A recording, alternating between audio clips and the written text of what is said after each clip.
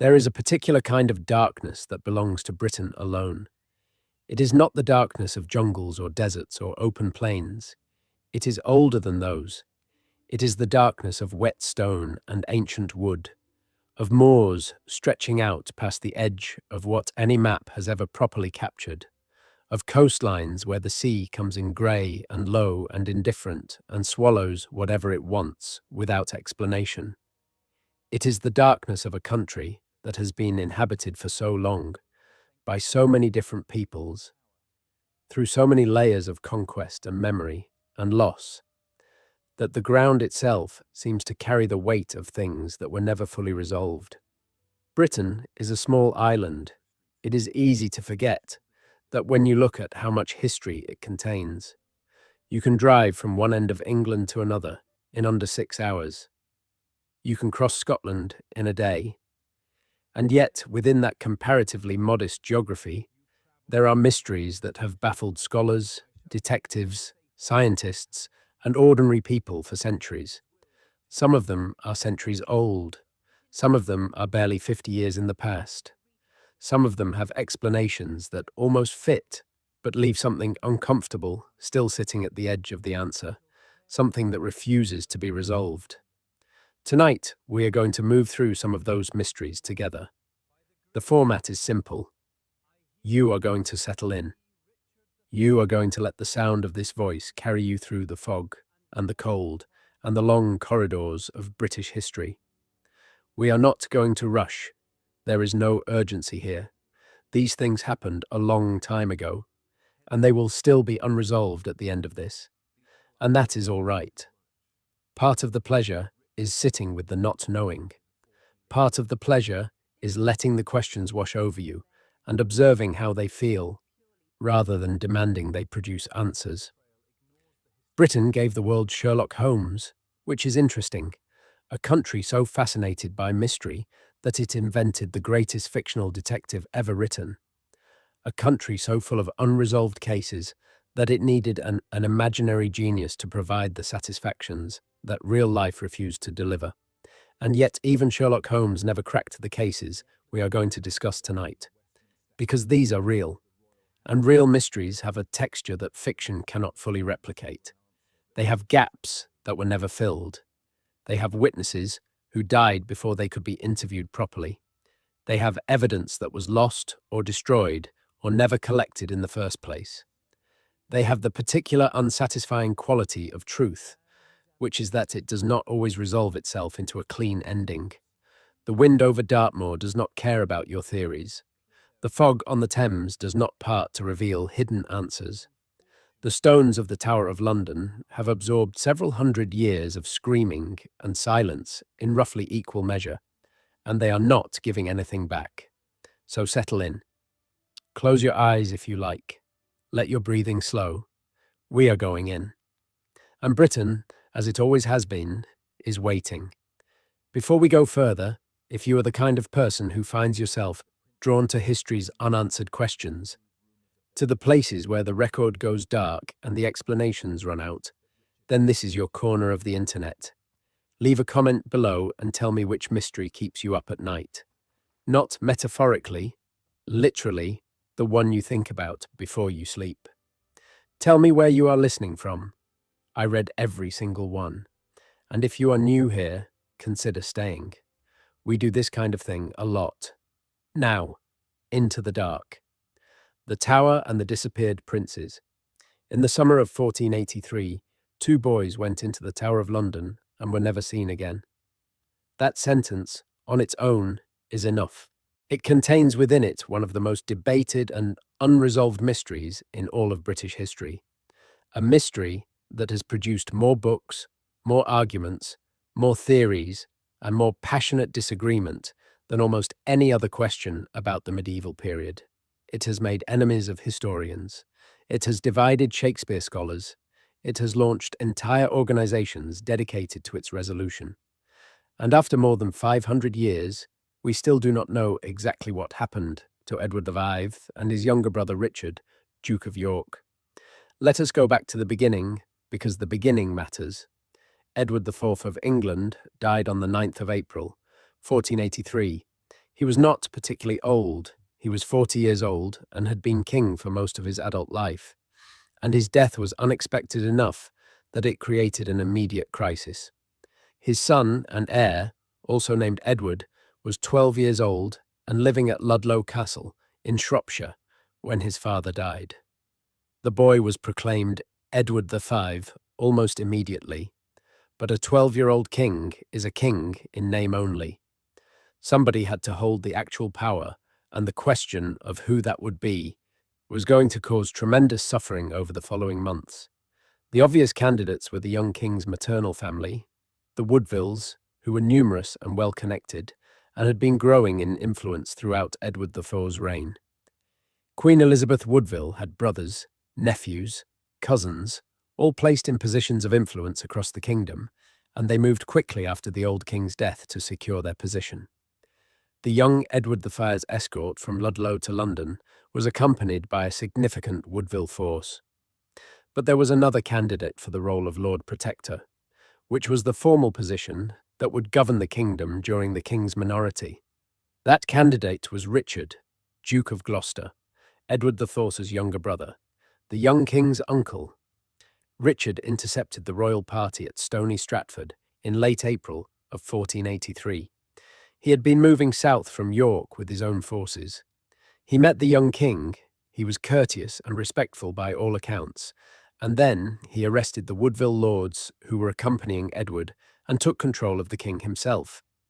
The Woodvilles scrambled. Queen Elizabeth took her younger children, including her son, Richard, Duke of York, into sanctuary at Westminster Abbey.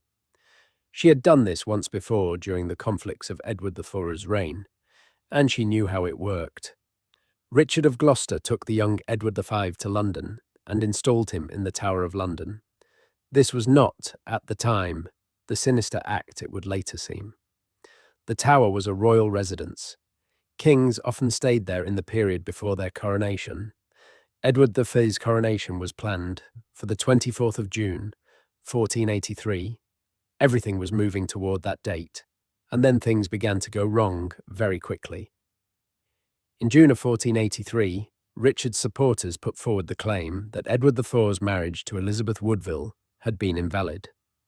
The grounds were complicated and contested, but the essential argument was that Edward IV had been previously contracted to another woman before his marriage to Elizabeth, and that this pre-contract invalidated the marriage and made all its children illegitimate. If the young Edward V was a bastard, he could not be king. Parliament accepted this argument, which was formalised in an act called Titulus Regius, and on the 26th of June, 1483, Richard of Gloucester accepted the throne of England as Richard III. The young Edward V was joined in the Tower by his brother Richard, Duke of York, who had been persuaded out of sanctuary in Westminster in mid-June, the exact circumstances of which remain disputed. From that point onward, the boys were seen less and less frequently. There were reports of them playing in the Tower grounds in the early summer of 1483. A physician named John Argentine, who attended the young Edward, reported that the boy seemed despairing, going to confession every day as if he believed he was about to die. Argentine's account was recorded by a man named Dominic Mancini, an Italian visitor to England who was gathering information for his employer and who left England shortly after Richard III's coronation. After the summer of 1483, there are no reliable contemporary accounts of anyone seeing the boys at all. The silence is the thing, the absence is the thing. In September of 1483, a rebellion against Richard III was already forming, organised partly around men who had previously been loyal to Edward IV. One explanation for this, suggested by the contemporary sources, is that by September 1483, it was widely believed, at least among those who would have had some way of knowing, that the boys were dead. Richard III was killed at the Battle of Bosworth in August 1485, and Henry VII took the throne. Henry VII, who had just as many reasons as anyone to want the question of the princes resolved, never officially announced that they were dead and never charged Richard III with their murder. This is strange. If Henry had proof, or even credible evidence, that Richard had murdered his nephews, the propaganda value of that charge would have been enormous. He did not make it. Henry eventually charged Richard, in general terms, with the deaths of Edward the Vire's children, but he was notably vague. This vagueness has fueled centuries of argument. In 1674, workers renovating a staircase in the Tower of London found a wooden box containing the bones of two children. Charles II ordered them examined, concluded they were probably the prince's, and had them reburied with ceremony in Westminster Abbey, where they remain today. In 1933, the bones were examined again by an expert named Lawrence Tanner and a physician named William Wright. They concluded, based on the age of the bones and other factors, that they were consistent with being the remains of Edward V and Richard of York. The problem is that the bones have never been subjected to DNA analysis. They have been requested for examination multiple times by historians and scientists. The answer has always been no. The Church of England and the Crown have authority over the burial site, and permission has not been granted. Whether that reluctance itself means anything is another question that does not have a clean answer. The suspects are, by now, well established in the historical literature. Richard III is the traditional villain, and for centuries was essentially the accepted murderer. Shakespeare made him the definitive answer, gave him the hunchback, the scheming monologues, the hired assassins. The Ricardians, an organization dedicated to rehabilitating Richard III's reputation, have spent decades arguing that the evidence against him is circumstantial, that he had reasons not to kill his nephews, and that there are other suspects. Henry Stafford, Duke of Buckingham, was Richard III's closest ally in the seizure of power in 1483. He also turned against Richard later in the same year and led the rebellion. Mentioned above, some historians have suggested that Buckingham may have ordered the murders without Richard's knowledge or permission, possibly as a way of removing the boys as potential rallying points for opposition, or possibly for his own reasons. This theory has the advantage of explaining why Richard III never publicly acknowledged the deaths and why he did not simply display the boys to prove they were alive. Henry VII himself has been suggested, though the timeline makes this difficult.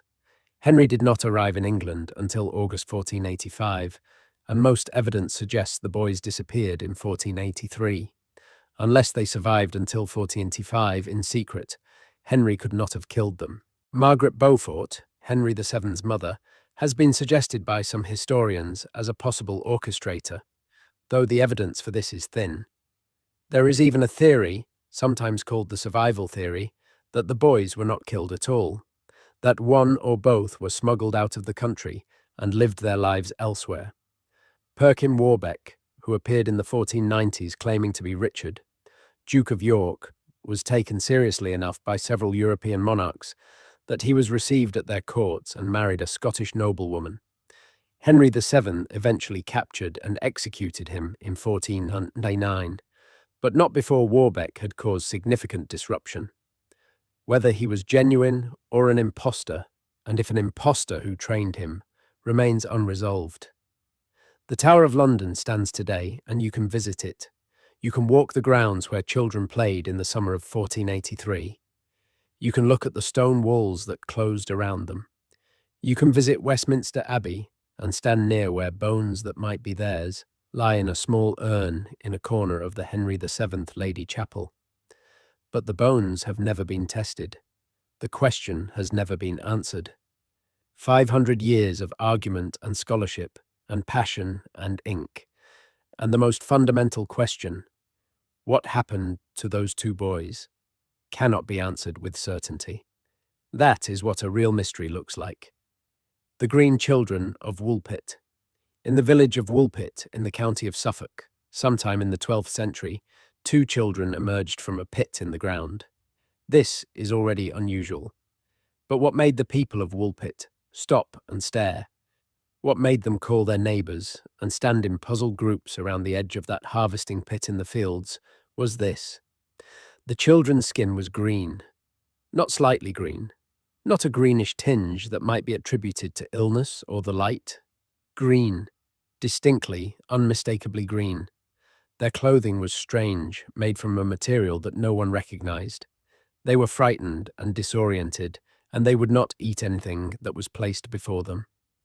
They spoke a language that nobody in Woolpit could identify.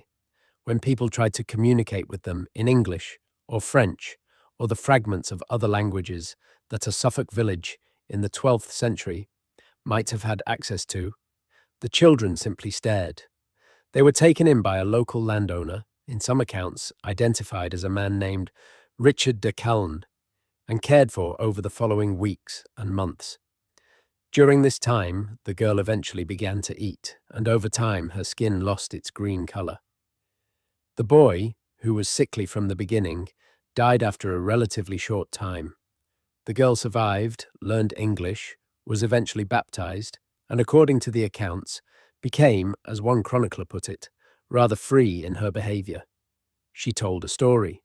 The story she told, as recorded by two 12th century writers, named William of Newburgh and Ralph of Coggeshall, was this. She and her brother came from a land where there was no sun.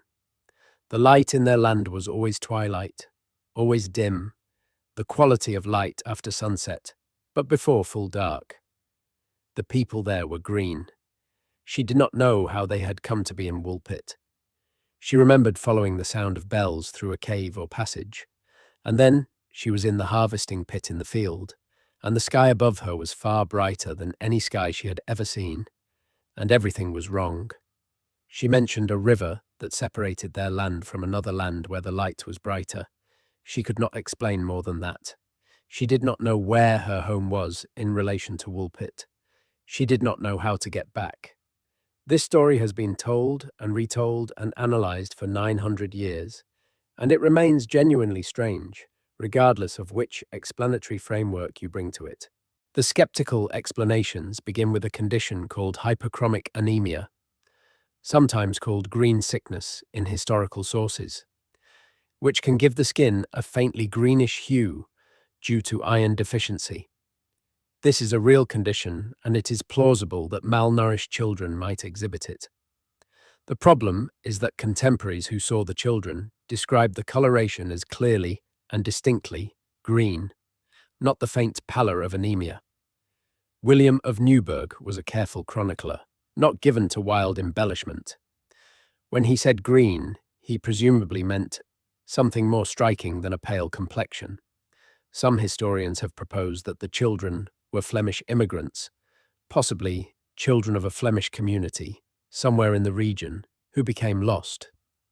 There were Flemish immigrants in England during the 12th century, some of whom faced hostility and displacement during the civil conflicts of the period known as the Anarchy.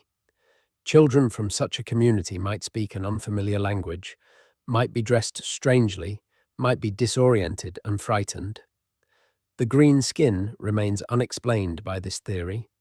The underground land, the perpetual twilight, the river, the cave or passage through which they came. These details suggest to some researchers a possible connection to ancient folklore traditions about an underground realm, sometimes identified with fairy belief, sometimes with older traditions that predate Christianity in Britain. The idea of a land beneath the earth, inhabited by beings who are like humans but different, is not specific to Suffolk. It appears across European and Celtic traditions in various forms, but this does not explain what actually happened to those children. There is a theory, advanced more recently, that connects the children to the babes in the Wood story, a folk tale associated with Wayland Wood in Norfolk, not far from Woolpit. In the babes in the Wood story, two children are abandoned in a forest and die there. Some researchers have suggested a historical kernel to that story, possibly connected to the Woolpit children, possibly not. The connection is suggestive but not provable. There is also the straightforward question of why William of Newburgh included this story in his chronicle at all. William was a serious historian. His chronicle covers important political and ecclesiastical events of the 12th century. He did not include fantastic tales indiscriminately. He prefaced his account of the Green Children with a note that this was a remarkable and undoubted event, remarkable enough that he felt obliged to record it even if he could not explain it. He says that it was widely witnessed, that many people in the area could vouch for it. He does not say the children were demons or fairies or supernatural in origin. He says they were green and they came from underground, and he did not know what to make of it. Ralph of Coggeshall's account is independent of William's. They use different sources. That two separate medieval chroniclers, working independently, recorded the same basic story, gives it at least some claim to being based on a real event. Whatever that event was, what is certain is that this happened, in some form, in 12th century Suffolk, something unusual enough that it was recorded and remembered. Children who were different enough to be remarked upon by serious chroniclers. A girl who survived and told a story that nobody knew what to do with. The village of Woolpit still exists. It still has its wolf pits, the harvesting pits from which it takes its name. The Church of St. Mary the Virgin in Woolpit has, for as long as anyone can remember, had a small image of a green child worked into its decor. The village has not forgotten. Whatever came out of that pit on a day in the 12th century, the memory of it has outlasted almost everything else from that time. The names of the lords and ladies of Suffolk from 1150 are gone from most people's consciousness. The specific political events of the period are known only to specialists. But the green children of Woolpit are still here, still being discussed, still unresolved. Some things refuse to stay buried. The Whitechapel murders and the man who was never found in the autumn of 1888. Somebody was killing women in the East End of London, and the police could not find them. This is a sentence that has been written, in some form or another, more times than anyone could possibly count. The Whitechapel murders, the canonical 5 attributed to the killer who called himself Jack the Ripper, are probably the most famous unsolved murders in human history. They have generated more books, more films, more theories, more amateur investigations, more professional disagreements, and more sheer accumulated obsession than any other criminal case from any century. The name Ripper has become a brand, a shorthand, a cultural reference so ubiquitous that it sometimes obscures the fact that 5 real women died in terrible circumstances in a very specific place at a very specific time, and nobody has ever been held accountable. The East End of London in 1888 is worth understanding as a place before we understand what happened there. Whitechapel and Spitalfields and the surrounding areas were among the most densely populated and impoverished urban environments in the world. The Industrial Revolution had drawn hundreds of thousands of people into London from across Britain and beyond, and many of them had ended up in the East End, piled into tenement buildings, working in sweatshops, living on wages that could not support a stable life. There were significant immigrant communities, including a large Jewish population that had fled persecution in Eastern Europe. There were doss houses where you could sleep in a bed for a few pennies, and if you did not have a few pennies, you might sleep on a rope strung between 2 walls for a penny, leaning over it like laundry. And if you did not have that penny, you were in the street. The women who were killed were part of this world. They have often been referred to in historical and popular accounts in ways that reduce their humanity and emphasize their status as prostitutes. But recent scholarship has pushed back on this framing. Their lives were complicated. Some of them did occasionally sell sex when they had no other way to eat or pay for a bed. All of them were caught in economic circumstances that offered very few good options. They deserve to be named. Mary Ann Nichols, known as Polly, was 43 years old. She was found in the early hours of the 31st of August, 1888, in Bucks Row, Whitechapel, her throat cut deeply twice and her abdomen mutilated. Annie Chapman was 47. She was found on the 8th of September in the backyard of a lodging house at 29 Hanbury Street. Her throat cut, her abdomen opened, her uterus removed. Elizabeth Stride was 44, a Swedish immigrant. She was found on the 30th of September in Dutfield's yard off Berner Street, her throat cut, but with none of the abdominal mutilation of the earlier victims. On the same night, less than an hour later and less than a mile away, Catherine Eddowes was found in Mitre Square in the City of London, her throat cut, her face mutilated, her kidney removed. Mary Jane Kelly was 25, the youngest of the five, and she was found on the 9th of November in her own room at 13 Miller's Court, having been killed with an intensity that exceeded all the others. She had lived there long enough to have decorated the walls with newspaper clippings. The murders caused a sensation that went far beyond London. Letters came to the police from across the world. Theories proliferated. The word Ripper entered the public consciousness through a letter that may or may not have been written by the actual killer. A letter received by a news agency in late September 1888, signed Jack the Ripper, written in a mocking tone, promising more murders. There is serious scholarly debate about whether this letter was genuine or a hoax perpetrated by a journalist. The name stuck regardless. The investigation was conducted by the Metropolitan Police and the City of London Police, the latter having jurisdiction over the Eddowes murder because of its location. They were hampered by several things. The nature of the neighbourhood, with its dense maze of streets and courts and alleys, made effective policing extremely difficult. The residents of the East End were not always cooperative with police, for reasons that had everything to do with class and power and lived experience. And the detective methods of 1888 were simply not what they would later become. There was no fingerprint analysis. There was no forensic science in the modern sense. There was eyewitness testimony. There was the physical evidence of bodies and scenes, and there was careful investigation. The police did make progress. They developed suspects. One of the most significant pieces of evidence was a description given by Elizabeth Long, who said she saw Annie Chapman talking to a man outside 29 Hanbury Street shortly before her body was found. The man, she said, was dark, foreign-looking, over 40, and wearing a deerstalker hat.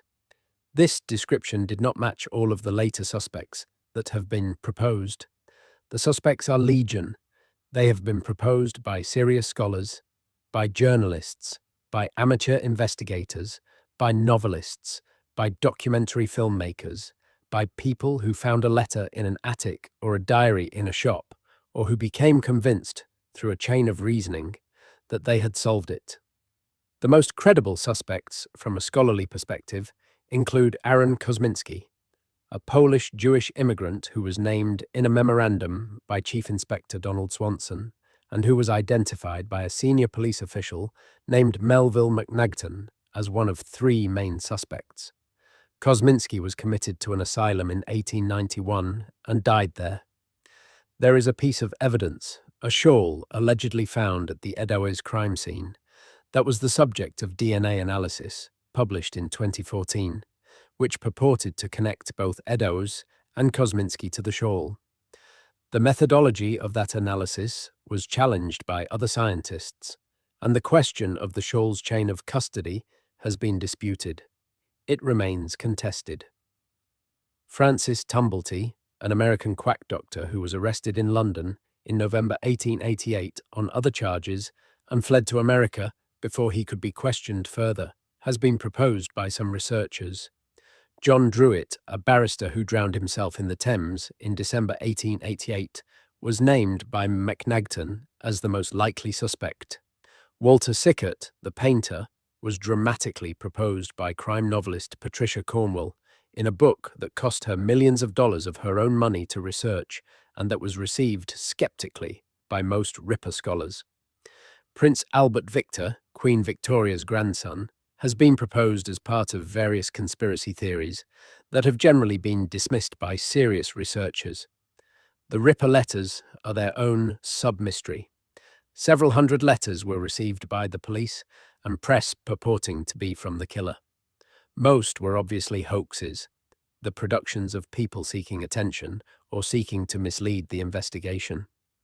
The From Hell letter received by the head of the Whitechapel Vigilance Committee in October 1888 and accompanied by half of a preserved human kidney that may or may not have belonged to Catherine Eddowes, is considered by some researchers the most likely to be genuine. Its tone is different from the other letters, more direct, less theatrical.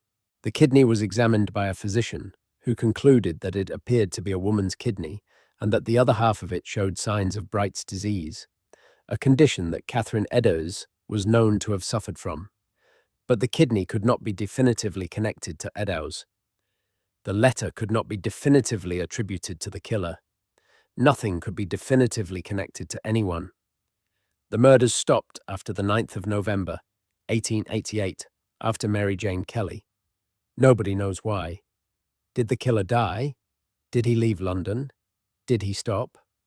Was he identified and quietly removed from circulation through commitment or transportation or private means? The stopping of the murders is as much a mystery as the murders themselves.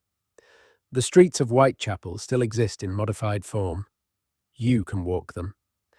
Jack the Ripper tours have become a significant part of London's tourism industry, which has generated its own ethical debate about the commodification of the murders of 5 vulnerable women. The questions raised by those debates are real and worth sitting with, but the mystery remains. In the autumn of 1888, somebody killed 5 women in a small area of East London, and after more than 130 years of investigation, theorizing, argumentation, DNA analysis, document excavation, and sheer accumulated obsession, we do not know who it was. The night those women walked through, the streets those women knew, the killer those streets concealed, all of it is still, in the most important sense, dark. The Lighthouse. At the edge of the world. On the 15th of December, 1900, a supply ship called the Hesperus arrived at the Flannan Isles, a small group of uninhabited islands about 20 miles west of the Isle of Lewis in the Outer Hebrides of Scotland. The 3 lighthouse keepers who were stationed on the main island, Island Moor, were gone. Their names were James Ducat, who was 40 years old and the principal keeper, Thomas Marshall, who was 28, and Donald MacArthur, who was 40. They had been stationed there since the lighthouse opened in 1899, rotating shifts with a 4th keeper. They were experienced men. They had been doing this work for years, and they were gone. The Hesperus was delayed in reaching the islands because of bad weather, which is why the visit was 15 days after its scheduled date of the 30th of November. When the ship arrived, nobody came to meet it at the landing. The lighthouse was not manned. The signal lantern had gone out. The relief keeper on the Hesperus, a man named Joseph Moore, was rowed ashore. What Moore found when he reached the lighthouse station was a set of details that have been puzzled over ever since. The main lighthouse structure was locked and in good order. The light mechanism had been wound down as if properly maintained. The beds were made. Inside the kitchen, the table was laid for a meal, but the meal had not been eaten. A clock on the wall had stopped. The logbook was in order up to the 13th of December, 2 days before the Hesperus arrived, though a later examination would establish that the log had not been fully updated and that entries for subsequent days might have been lost with the men. 2 of the 3 sets of oilskins, the waterproof outer garments worn when working outside in bad weather, were gone from their hooks. The 3rd set of oilskins, belonging to MacArthur, was still hanging there. This detail has attracted particular attention because MacArthur was the most experienced outdoorsman of the 3, and because going outside in the storms that battered the Flannan Isles without oilskins was something an experienced keeper would not normally do. Outside, there was evidence of storm damage. The west landing, a concrete platform used for loading supplies, had been damaged significantly. A metal box of mooring ropes had been moved from its secured position. Railings had been bent. The stone steps leading to the platform had been damaged. These were significant impacts, the marks of a storm severe enough to move heavy objects. the commissioners of northern lighthouses launched an inquiry. The inquiry concluded, essentially, that the most likely explanation was that two of the men had gone to the West Landing to check on storm damage or secure equipment, that an unexpected wave had swept them off, that MacArthur had gone out without his oilskins when he saw this happen, and that all three had been swept away. This explanation is logical. It is consistent with most of the evidence. It has the endorsement of the official inquiry, and it leaves enough unanswered that it has never quite satisfied everyone who has looked at the case carefully. The unanswered questions accumulate if you push on them. Why would two men go to a landing that was known to be dangerous in storm conditions? Why is there no record in the log of the kind of anxiety or premonition that you might expect from men aware of that danger? Thomas Marshall's log entries from the days before the disappearance mentioned rough weather and noted that Ducat and MacArthur were quiet and praying, which is striking and which suggests a level of fear or unease that was unusual for these experienced men. But whether that unease was caused by the weather conditions they were observing or by something else is not knowable. The uneaten meal is the detail that sticks most persistently. A table laid for a meal that was never eaten suggests that whatever happened quickly, that the men did not finish eating before something demanded their attention. The inference is that something urgent, something requiring immediate action, interrupted their meal. A wave visible from the window, sounds from outside, some emergency, but there is another version of the uneaten meal that is less clean. If one man went outside first, and then something happened to him, and then a second man went to help, and then the third, you would also get an uneaten meal. You would also get two sets of oilskins taken and one left behind. The order of events does not have to be simultaneous. A poet named Wilfred Wilson Gibson wrote a ballad about the Flannan Isles mystery in 1912, 12 years after the disappearance, and introduced into the popular imagination several details that have no basis in the actual investigation.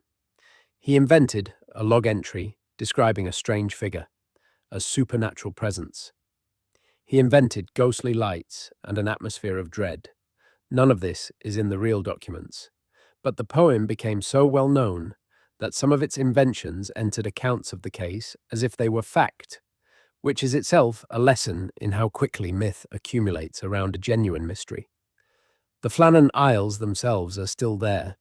The lighthouse was automated in 1971 and still operates.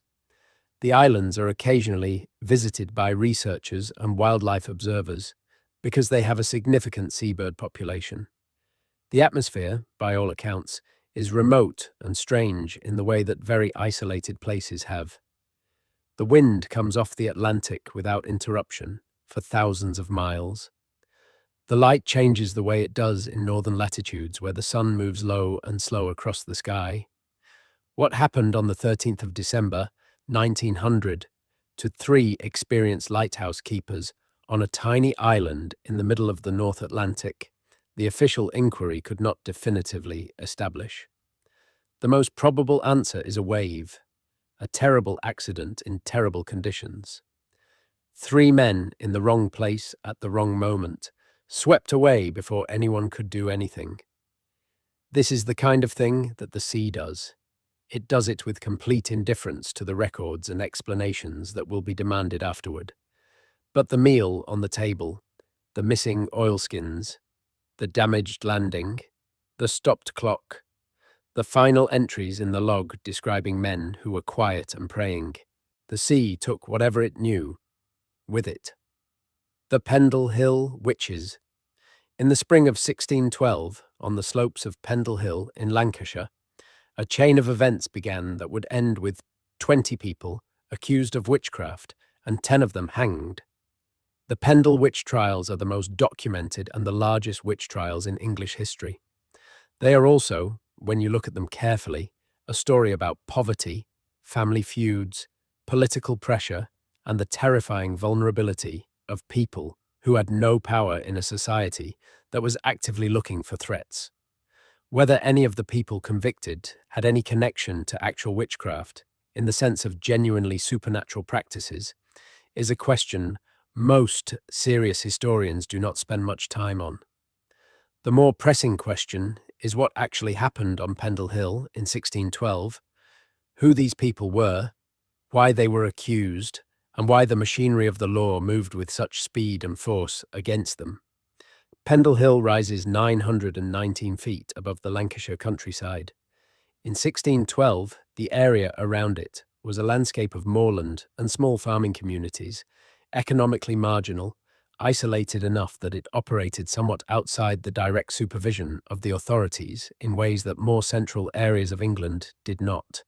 The people who lived there were mostly poor. Many of them were Catholic in a period when Catholicism was officially suppressed, which made them automatically suspect in the eyes of the Protestant state. The memory of the Gunpowder Plot of 1605, the attempted assassination of James I, was only 7 years old, and the authorities were acutely conscious of Catholic threats, real and imagined.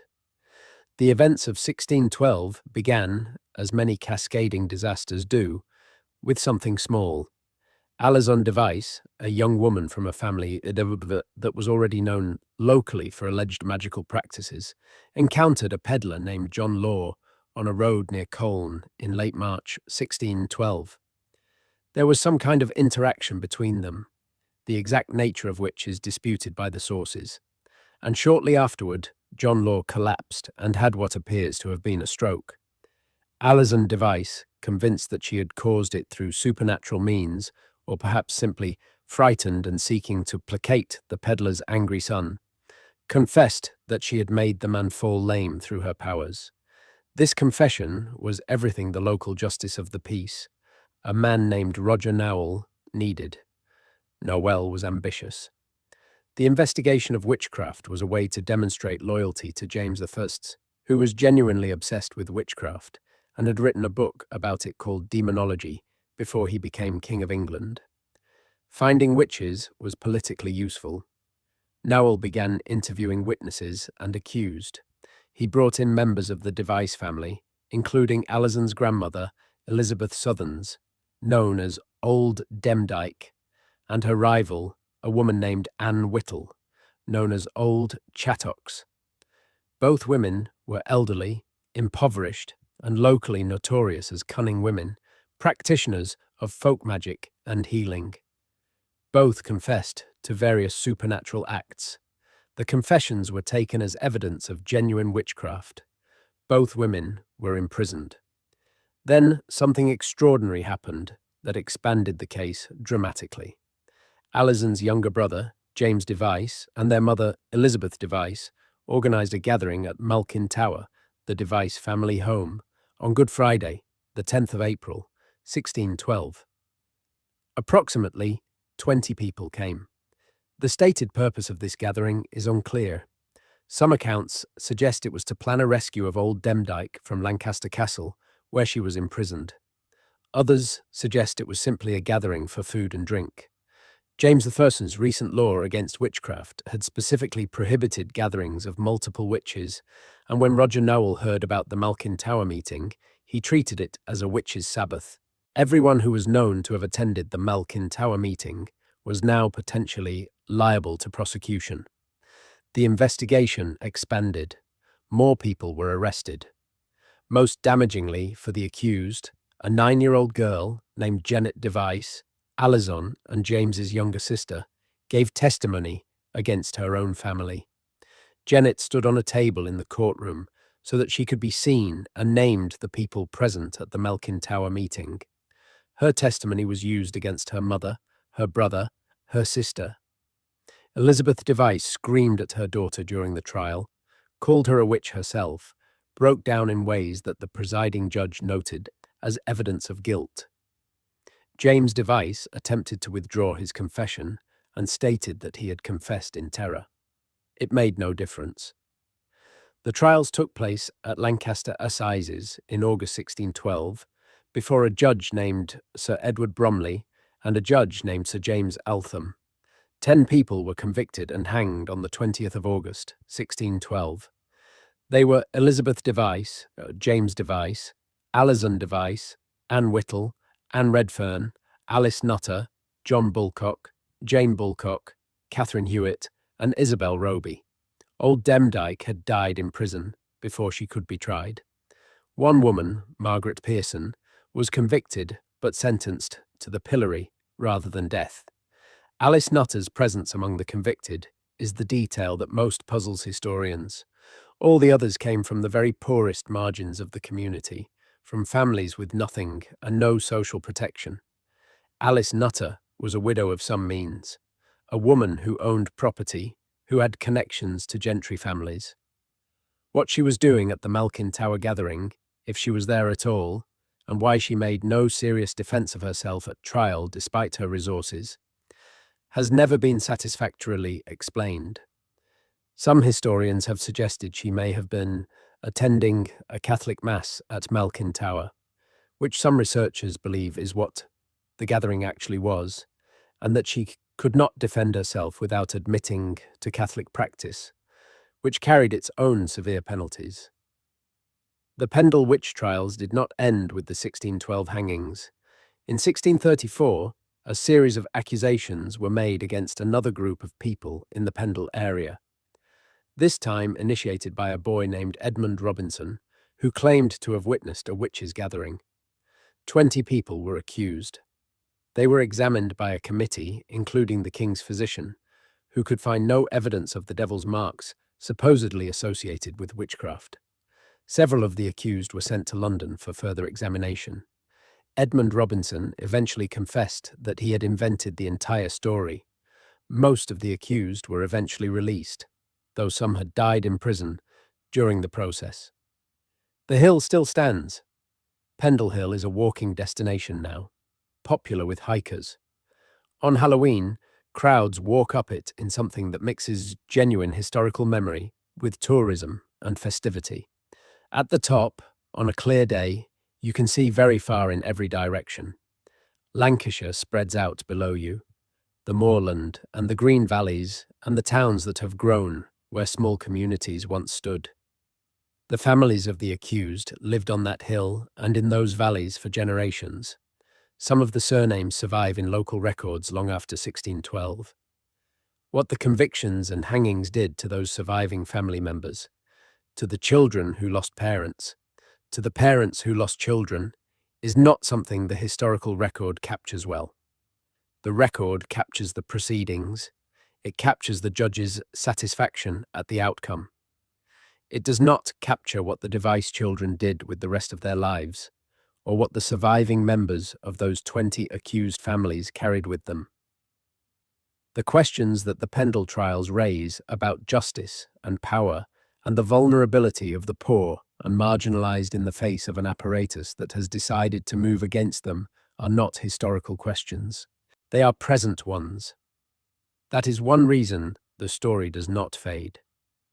The Rendlesham Forest Incident. On the night of the 26th of December 1980, and over the nights that followed, something happened in Rendlesham Forest in Suffolk that the United States Air Force could not explain and which became the most discussed and contested UFO incident in British history. The context is important. Rendlesham Forest is a large area of coniferous woodland in Suffolk, not far from the North Sea coast. Adjacent to it, at that time, were two United States Air Force bases, RAF Bentwaters and RAF Woodbridge, which were active NATO facilities during the Cold War. The bases were occupied by American military personnel and were considered sensitive installations. What they actually contained at the time has been the subject of considerable speculation, partly because it was later claimed that one or both of the bases were used to store nuclear weapons, which would have been significant in terms of the political and security context. On the night after Christmas, 1980, just after midnight, security personnel at RAF Woodbridge observed unusual lights in the forest to the east of the base. The lights were reported as bright and moving. A security patrol was sent to investigate. What those men reported when they entered the forest, and what they wrote in official statements afterward, is this. They encountered a craft of some kind in a clearing. They described it as a metallic, triangular object, hovering above or resting near the ground, about 9 feet across and 6 or 7 feet high. It was lit with pulsing lights. It appeared to move away from them as they approached. Animals at a nearby farm reacted with distress throughout the incident.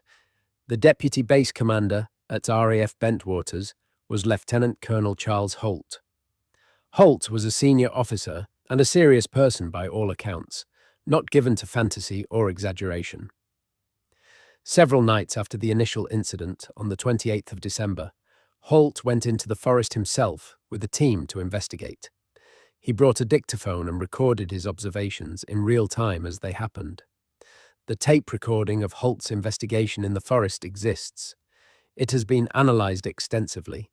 On it, you can hear Holt and his team observing lights in the sky that he describes as moving in ways that conventional aircraft do not move.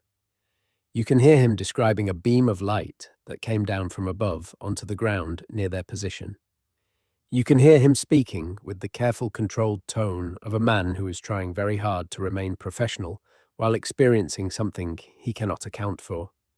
In January 1981, Holt wrote a memorandum to the British Ministry of Defence describing the incidents. This document, which has become known as the Holt Memo, was declassified in 1983 under a Freedom of Information request in the United States.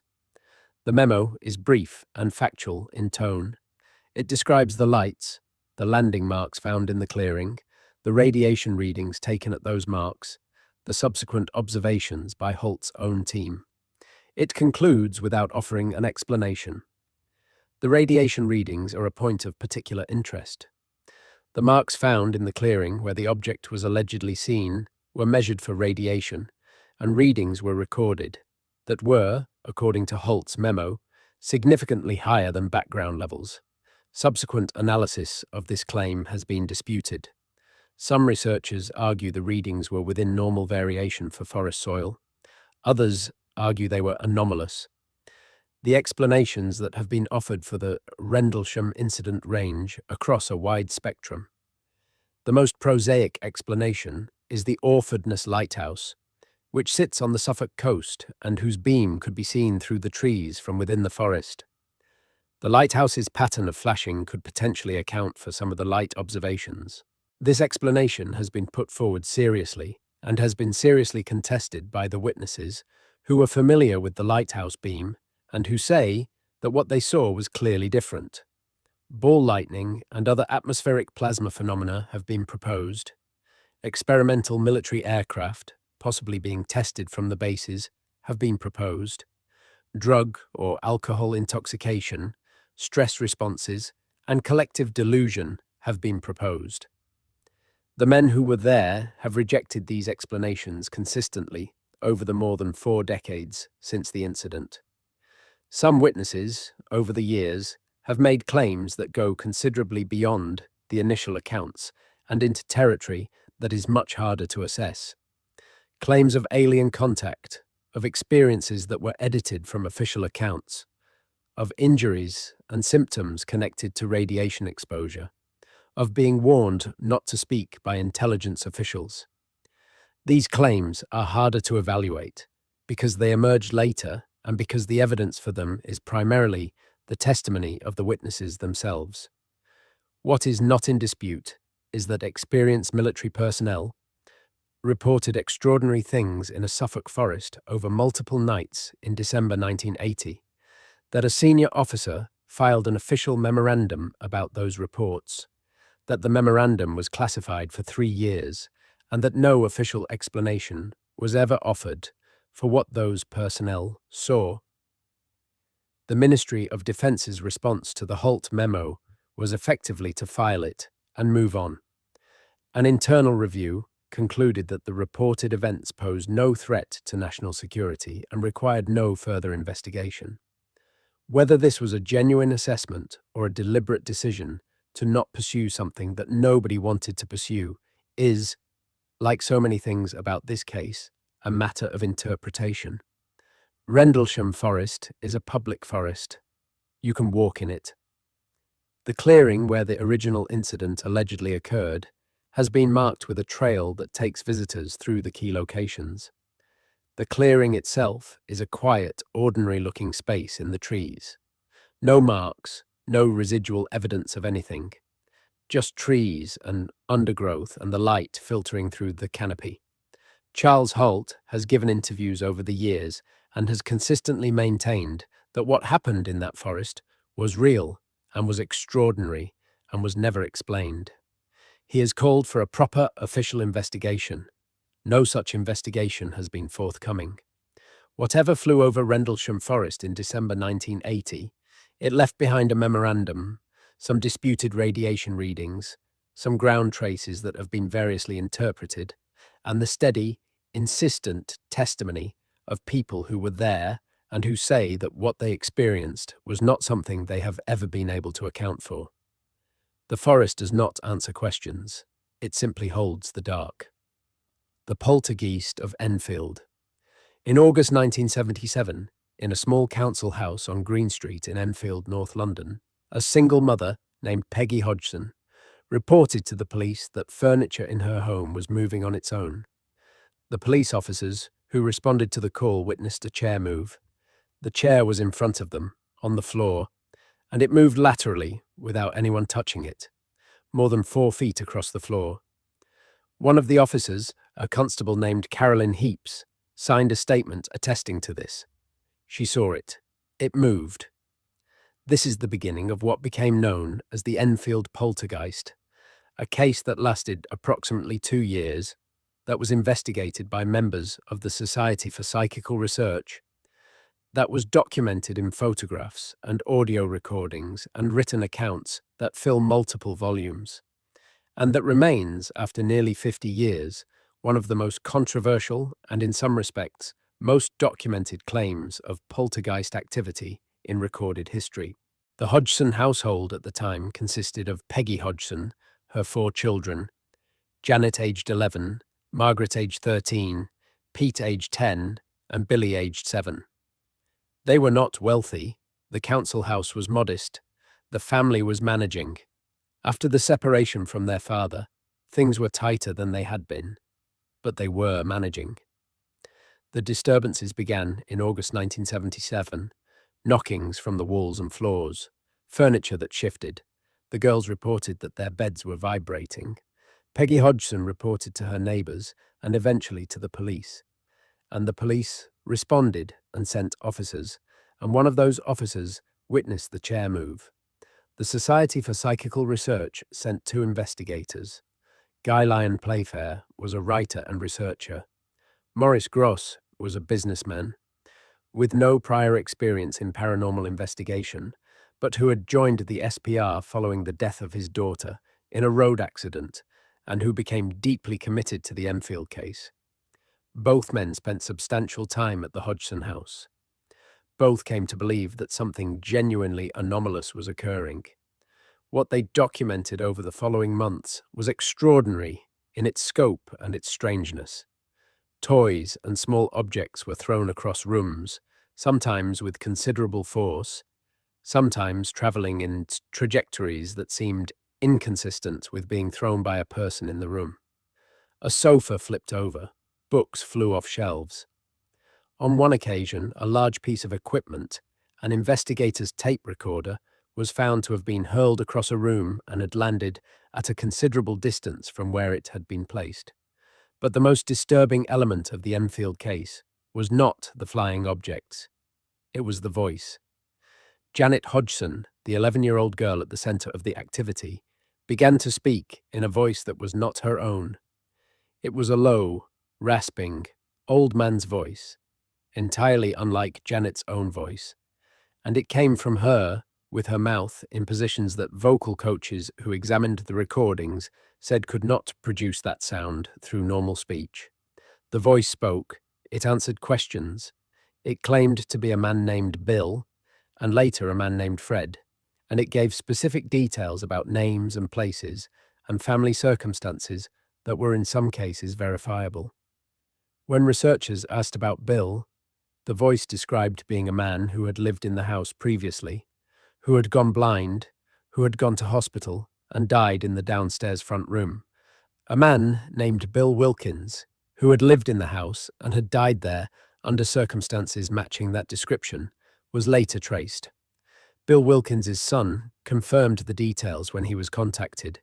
He also confirmed his own existence, which had not been known to the researchers before they found him. There were cameras present on many occasions. There are photographs of Janet apparently mid-flight, suspended in the air, horizontal, with nothing beneath her. These photographs have been discussed extensively.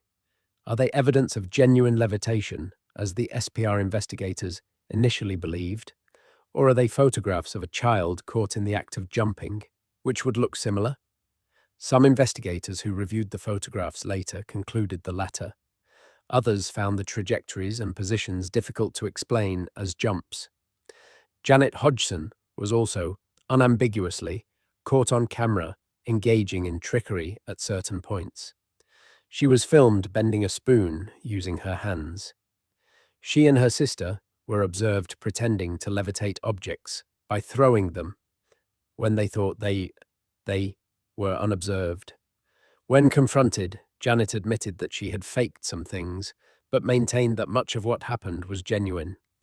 This admission has been used to dismiss the entire case.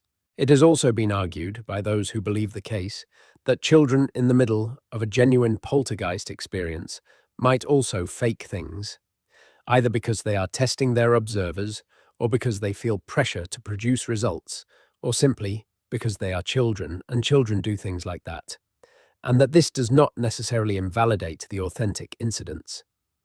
The SPR investigation was not the only investigation. The Daily Mirror sent a journalist and a photographer. The BBC sent a team. Researchers from other organizations came and went. Not all of them reached the same conclusions. Anita Gregory, a researcher who attended later in the case, concluded that the case was a hoax perpetrated primarily by the children. The debate between Gregory and Gross became bitter and personal and continued long after the events at Green Street.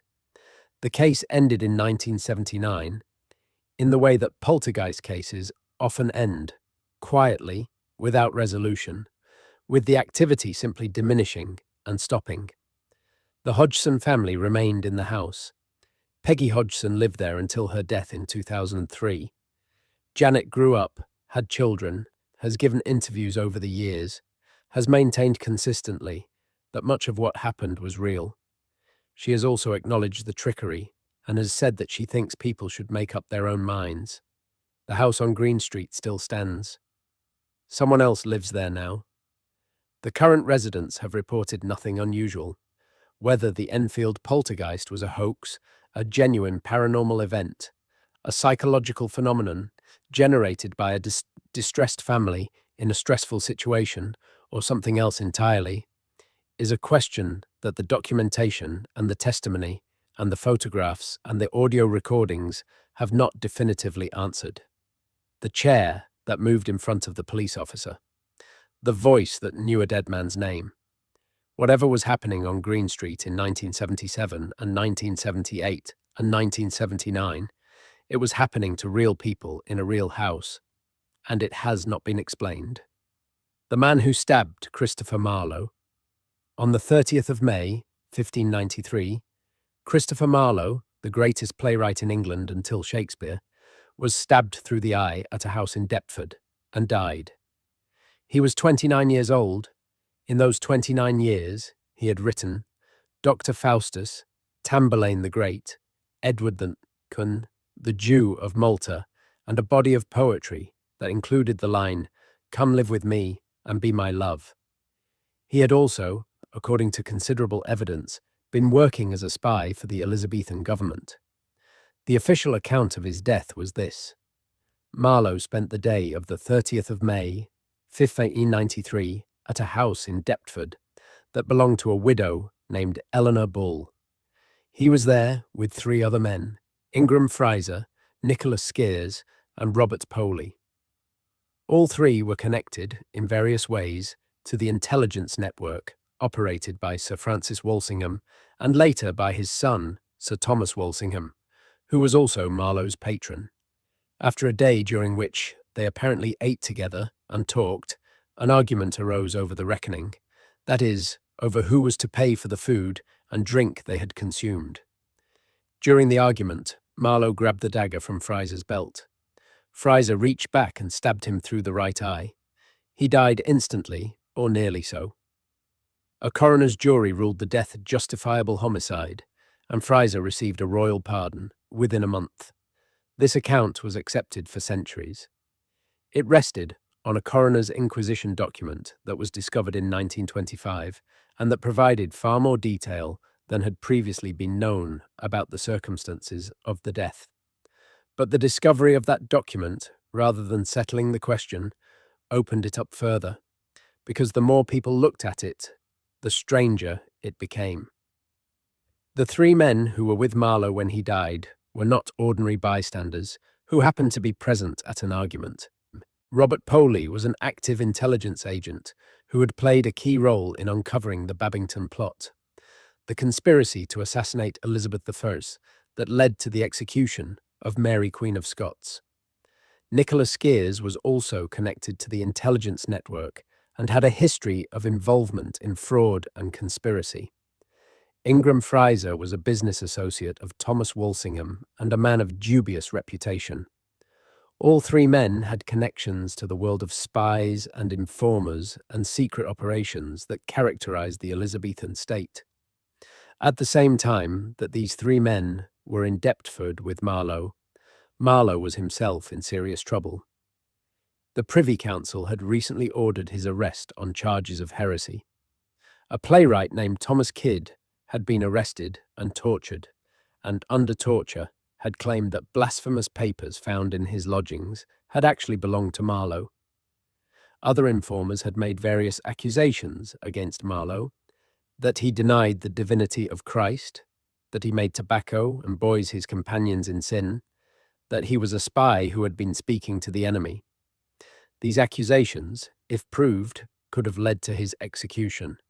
So Marlowe was facing possible arrest, possible torture, possible death at the hands of the Elizabethan state. And then he was killed in the company of three men who worked for that state in a dispute over who was to pay for dinner. The theories about what actually happened are numerous and have been developed over many decades of scholarship. The simplest theory that diverges from the official account is that Marlowe was murdered on orders from someone powerful, and that the argument over the reckoning was a cover story invented by the three men present. Who would have ordered it? Candidates include anyone who feared what Marlowe might say under torture if he were arrested, which means people with secrets that Marlowe knew. His years of intelligence work would have given him considerable knowledge of dangerous things. There is the Marlowe as Shakespeare theory, which holds that Marlowe did not actually die in Deptford, but was spirited away by his powerful patrons, given a new identity, and continued writing under the name of the actor from Stratford. This theory has a devoted following and is almost universally rejected by academic scholars, who point out that the documentary evidence for William Shakespeare's authorship is substantial, that the theory requires an implausibly vast conspiracy, and that the resemblances between Marlowe's style and Shakespeare's style, while real, are not more striking than the stylistic evolution you would expect from a playwright developing over time. The Marlovian theory is mentioned here, not as a credible scholarly position, but because it demonstrates how completely Marlowe's death has refused to be settled. What is certain is that Christopher Marlowe died in Deptford at 29, in company of spies, during a crisis that threatened to expose secrets that the Elizabethan state needed kept. The coroner's inquisition records the bare facts. It does not record what was said in that room before the dagger was drawn. It does not record what any of those four men were actually there for, what they discussed through that long spring day. It does not record what Marlowe knew that someone needed him to not say. The eye through which he was stabbed, the pardon that came within the month, the plays that stopped, the question of who in that room knew exactly what they were doing and why. It is 500 years ago, and it is not resolved. Spring, healed Jack and the terror in the streets. In the winter of 1837 and the years that followed, something was attacking people in London and the surrounding counties, and nobody knew what it was. The description that emerged from multiple witnesses, from locations across southern England, was this: a tall figure, taller than an ordinary man, with a lean, athletic build, wearing what appeared to be a dark cloak. The figure could jump to extraordinary heights, clearing walls and gates that no ordinary person could clear. It breathed fire, or something resembling fire, in blue or white flames. Its eyes, witnesses said, were red and glowing like coals. It laughed as it attacked, a high, mocking laugh that people described as inhuman. It grabbed women, tore at their clothing, scratched their faces with metal claws, and then leaped away into the darkness before anyone could apprehend it. It was given a name: Spring healed Jack. The first formal reports came to the Lord Mayor of London in January 1838. A servant named Polly Adams reportedly attacked in the autumn of 1837. A woman named Mary Stevens reported being grabbed in a lane in Clapham Common, her clothes torn, scratched by cold metal fingers. The following day, near that same area, a figure jumped in front of a carriage, causing the driver to crash. Witnesses said the figure jumped 25 to 30 feet to escape over a wall. In February 1838, Spring healed Jack knocked at the door of a house in Turner Street, Whitechapel, and asked to speak to the resident, a man named Mr. Alsop. His daughter, Jane Alsop, answered the door. The figure outside identified itself as a police officer and said there was a suspicious person outside and they needed a light. Jane Alsop brought a candle. She later testified that when the light fell on the figure's face, it was not a human face. She described the eyes as balls of fire. She described blue and white flames coming from its mouth. She described metal claws on its hands. The figure grabbed her and began tearing at her clothes and scratching her. Her screams brought her sisters, who pulled her inside. The figure disappeared. A week or so later, a young woman named Lucy Scales and her sister were walking through Green Dragon Alley in Limehouse when a figure stepped out and breathed fire into Lucy Scales's face, blinding her temporarily. Her sister saw the figure jump away with effortless, inhuman bounds. The reports spread. The newspapers covered them. The Lord Mayor held a public meeting. Various theories were proposed, including the theory that it was a collection of pranksters rather than a single entity, or that it was wealthy young men conducting a wager that involved terrorizing people.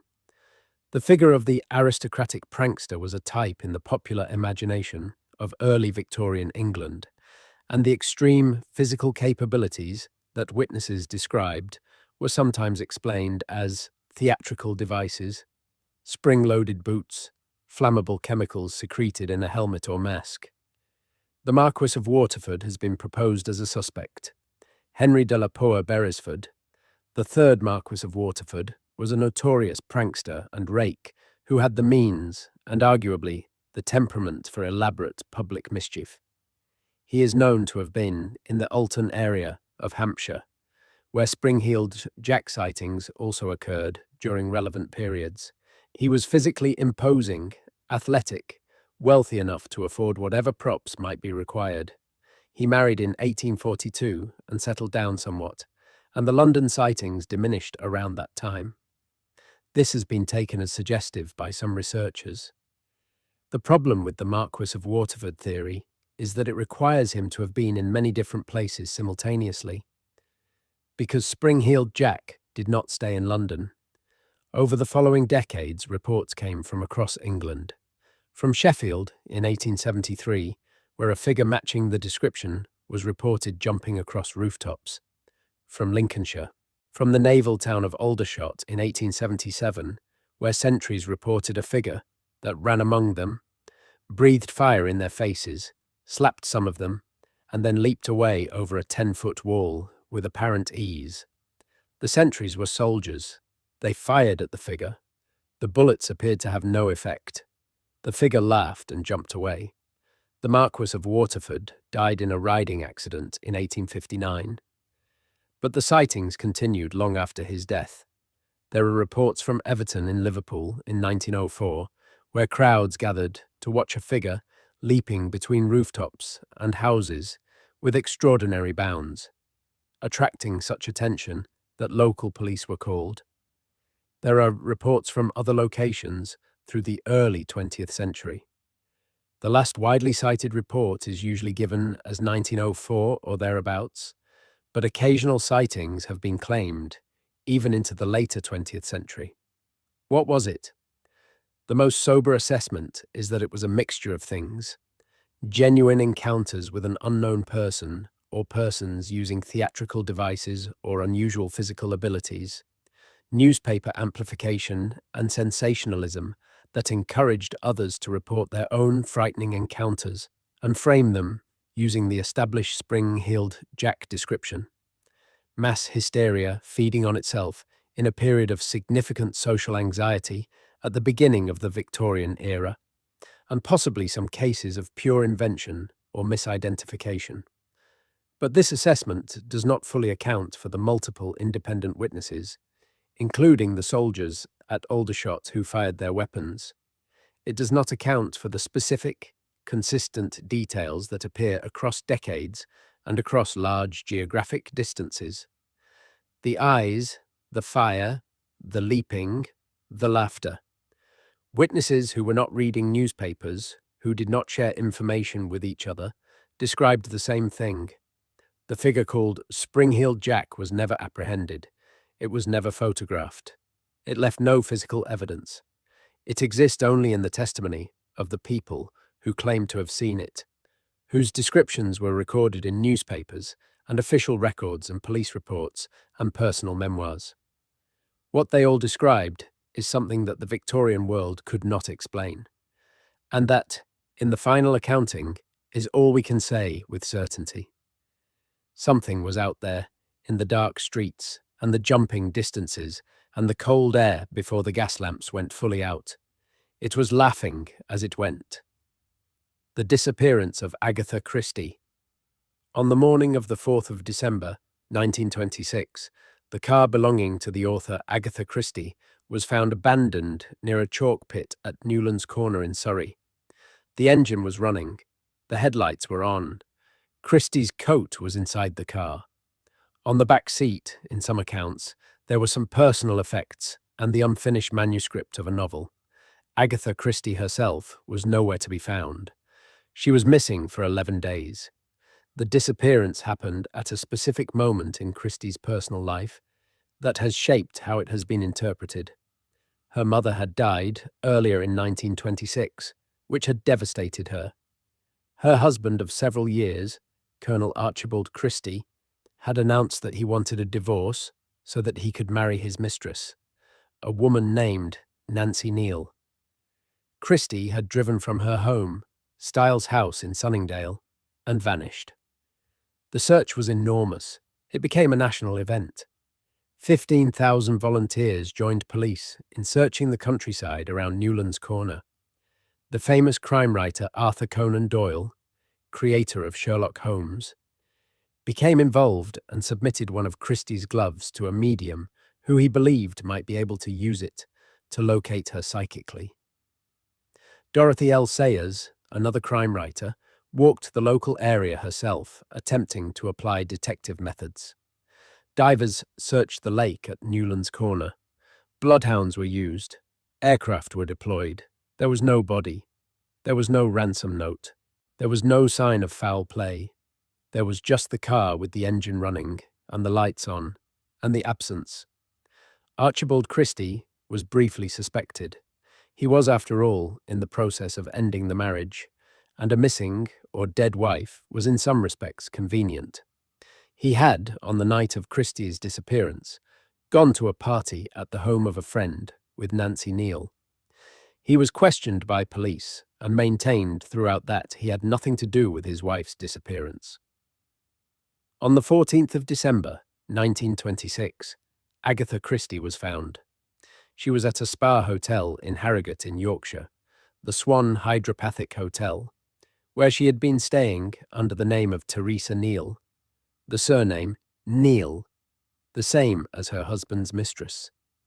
She had apparently been there since shortly after her disappearance, attending dances and social events at the hotel, participating in the normal life of the establishment. Other guests had noticed that she seemed a little detached, a little unusual, but she had not attracted significant alarm. When confronted, Agatha Christie claimed to have no memory of who she was or how she had come to be at the hotel. She said she had been suffering from amnesia and did not know her own identity. She appeared genuinely distressed and confused. A doctor who examined her concluded that she had suffered a genuine episode of amnesia, possibly brought on by the extreme stress of her mother's death and her husband's announcement. Agatha Christie never publicly explained what happened during those 11 days. She wrote an autobiography that was published after her death, and in it she almost entirely omitted the period of the disappearance. The one paragraph she devoted to it acknowledged that something had happened without explaining it. She did not say where she had been.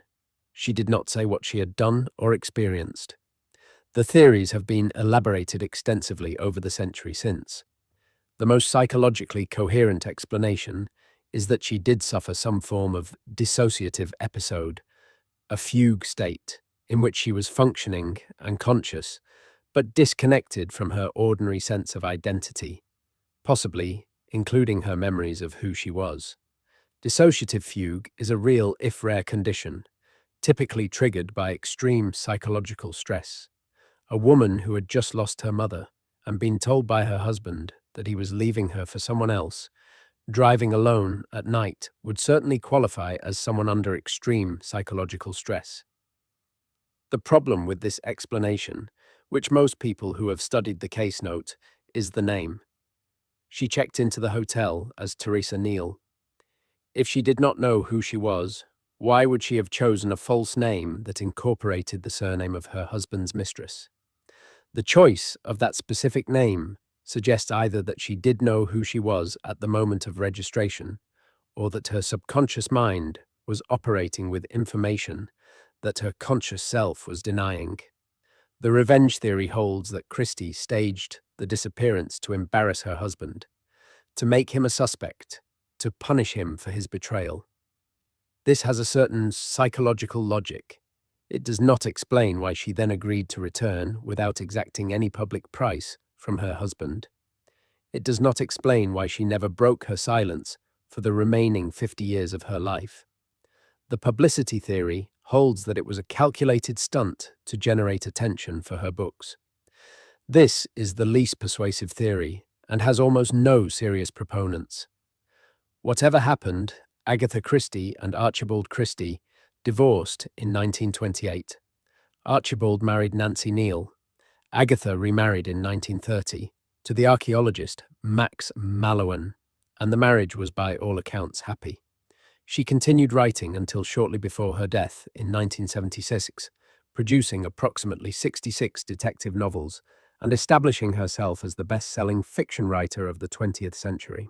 She took whatever she knew to her grave, a woman who devoted her life to constructing mysteries in which all the clues eventually resolve into answers, chose, in the end, to leave her own greatest mystery permanently open. Whether that was deliberate or not, it was perfect. The Wallace Case. In the evening of the 20th of January, 1931, a telephone call was placed to the Liverpool Central Chess Club. The caller asked for a member named William Herbert Wallace and left a message requesting that Wallace attend an address in Menlove Gardens East the following evening for a business appointment. The man who answered the telephone noted the caller and took down the message. The message was given to Wallace when he arrived for his chess game that evening.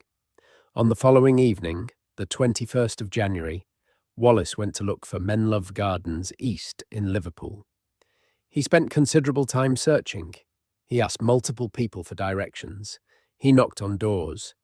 He eventually established, conclusively, that Menlove Gardens East did not exist. There were Menlove Gardens North and Menlove Gardens West and Menlove Gardens South. There was no east. He returned home. When he arrived at his house on Wolverton Street in the Anfield area of Liverpool, his neighbour, a woman named Mrs. Johnston, was standing outside. He told her he could not get in, that his back door was fastened. Mrs. Johnston and her husband came with him to the back door. He tried it again and found it was not locked. He went inside with the Johnstons waiting at the door. Within minutes, he came back out. His wife, Julia, had been battered to death in the front parlour.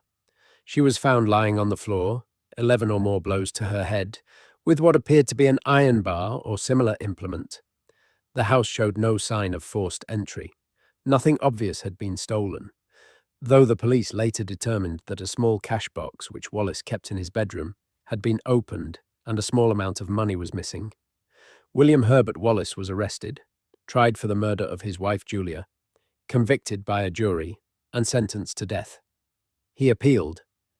The Court of Criminal Appeal quashed the conviction, holding that the verdict was unreasonable and could not be supported having regard to the evidence.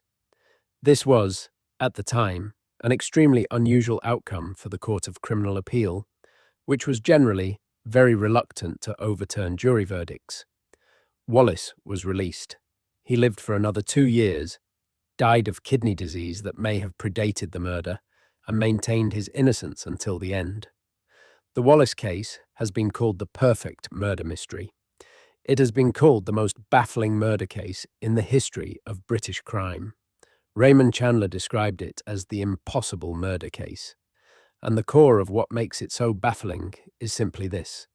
Either William Wallace committed an extremely elaborate murder with an extremely complex false alibi involving a fake phone call, an invented address, and an implausible amount of logistical preparation, or someone else committed an extremely elaborate murder with an extremely complex false alibi specifically designed to implicate William Wallace. Both options are disturbing, and both have been argued at length by serious investigators.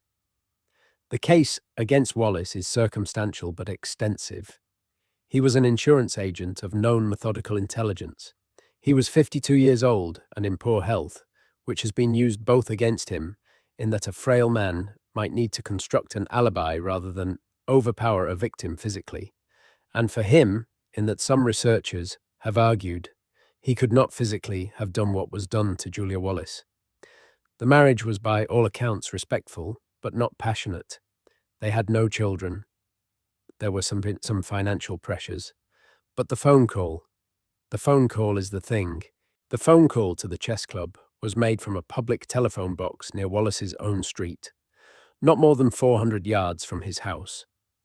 This is either damning, if he made it, because it shows he was willing to risk making the call so close to home, or exculpatory, because if he was going to go to the trouble of constructing an elaborate false alibi, he might have been expected to make the call from further away. The voice of the caller was recorded as confident and articulate. The chess club operator who noted the message later testified that he could not be certain it was Wallace's voice. The prime alternative suspect has always been a man named Richard Gordon Parry. Parry was a young man who had worked for the same insurance company as Wallace and who knew the Wallaces and their home. He was unreliable, dishonest, and in financial trouble. He had an alibi for the night of the murder, but the alibi came from his girlfriend and was therefore not independent. Years after the case, a man named Jonathan Goodman, who wrote a book about the Wallace case, found and interviewed a garage owner who said that Richard Gordon Parry had come to his garage in the days after the murder and had been extremely anxious to use the garage's jet cleaning hose to clean his car, which the garage owner had thought at the time was unusual. Parry died in 1980, and whatever he knew died with him. The murder weapon was never found.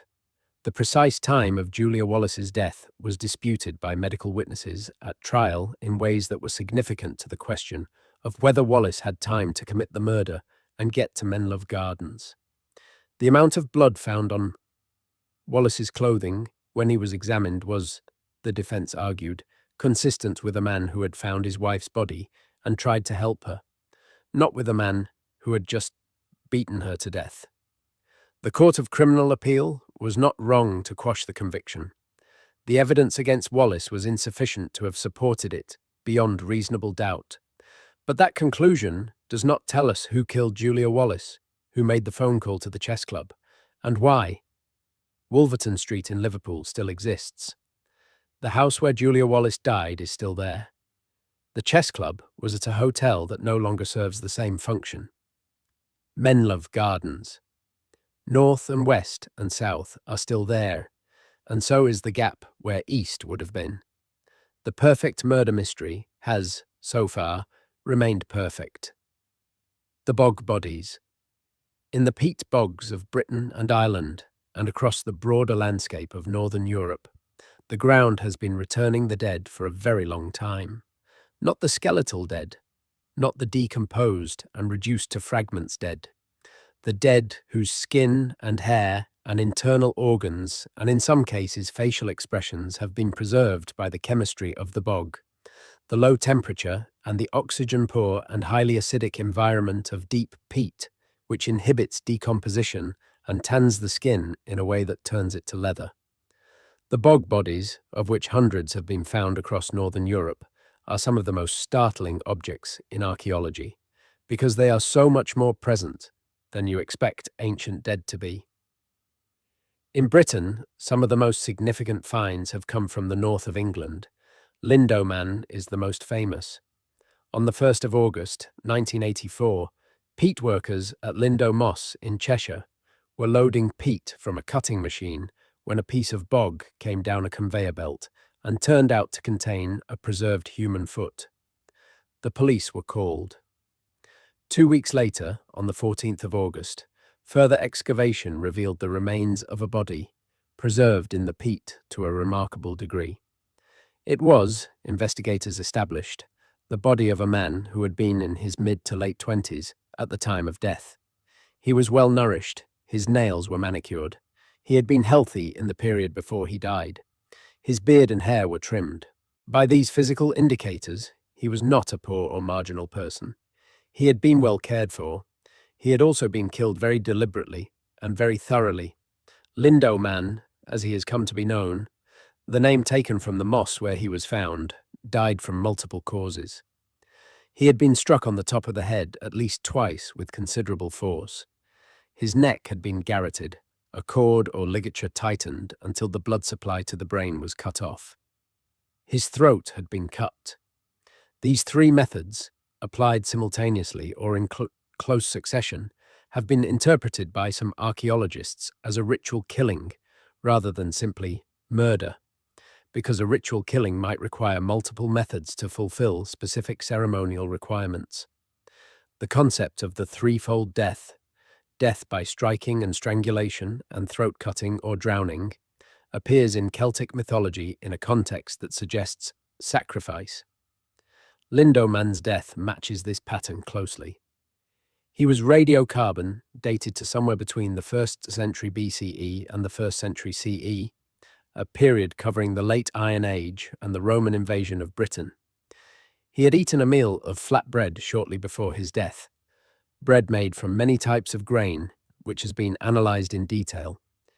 He had also consumed some quantities of mistletoe pollen, which some archaeologists have interpreted as significant given the role of mistletoe in the ritual practices of the Druids, as described by Roman writers. Who was Lindo Man? The manicured nails, the good health, the high-quality bread suggest somebody of status. The ritual killing pattern suggests, if it was ritual, that he was considered an appropriate sacrifice. This has led to speculation that he was himself a high-status individual, possibly a priest or a king, possibly someone who went to his death willingly as part of a ritual that his community believed had real power over the world. But this is interpretation layered on inference, layered on physical evidence. We do not know his name. We do not know whether he chose to die or was killed against his will. We do not know what his people believed his death would accomplish. We know how he died. We know what he ate beforehand. We know that he was healthy and had been cared for. The rest is silence. Lindo Man is not alone. Worsley man, found in Lancashire in 1958, was decapitated and the severed head preserved in a bog. He dates to the late Iron Age and shows evidence of having been struck on the head and garroted, the same combination as Lindo man. Roos Carr, found in Yorkshire, was a carved wooden figure of considerable age, not a body, but an artifact that speaks to the ritual life of the period. In other parts of Britain, other remarkable bog finds have emerged. In Scotland, the Galloway Hoard, found in 2014, was a remarkable collection of objects buried in a bog in the early medieval period, including items from across the known world of the time, Viking artifacts alongside items that had travelled from as far as Central Asia, all buried together in what appears to have been a significant and deliberate act. The bogs of Britain are strange landscapes. They are at once ancient and preserved, environments where time behaves differently, where the normal processes of decay are suspended and things last in ways they are not supposed to last. Walking across a bog, if you have ever done it, has a quality that is difficult to describe and that people have been describing for as long as there have been words. The ground gives under your feet. It is alive and dead at the same time. The sound is muffled. The horizon seems both close and far. Into these landscapes, for thousands of years, people have placed things, bodies and objects and hoards, things they wanted preserved, things they needed to give to whatever was below, things that were too important to simply bury in the ground or keep in a building. The bogs kept what was given to them. For 2,000 years, for 3,000 years. And then the peat cutters came. What those preserved faces hold, what those carefully killed bodies were supposed to accomplish, what those people knew and believed and feared. The bog has given us the physical remains and kept everything else. The faces are sometimes still recognizable as faces. Lindo man's features are preserved enough that facial reconstruction has been attempted, a face emerging from the dark leather of the preserved skin, looking out at us from 2,000 years ago with an expression that is neither quite peaceful nor quite frightened. He is watching from across an enormous distance, and we cannot hear what he is trying to say. The bridge where dogs leap. The Overtown Bridge is a single-arch stone bridge in the grounds of the Overtown Estate near Dumbarton in West Dumbartonshire, Scotland. It was built in 1895. It is beautiful in the way that Victorian stonework often is, solid and a little melancholy and permanent seeming. It spans the Overtoun Burn, a small stream far below in a wooded gorge. Since the 1950s or 1960s, more than 50 dogs have leaped from the bridge to the rocks below. Not all of them have died. Some have survived the fall, been recovered by their horrified owners, and then, in several recorded cases, when brought back to the top of the bridge, have tried to jump again. The phenomenon has been documented by journalists and researchers and veterinarians. It has been featured in documentaries and newspaper investigations in multiple countries. It is one of the strangest and most persistent behavioral anomalies associated with a specific location that has ever been reliably recorded. The dogs that have jumped are overwhelmingly long-nosed breeds: Labradors, Retrievers, Collies, Spaniels, dogs with powerful scent tracking abilities. This has been consistently noted by researchers and is the key detail in the most credible explanation that has been put forward. The most plausible, rational explanation involves smell.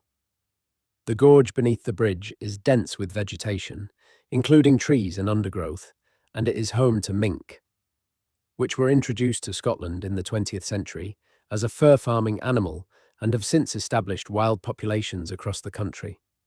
Mink are intensely aromatic.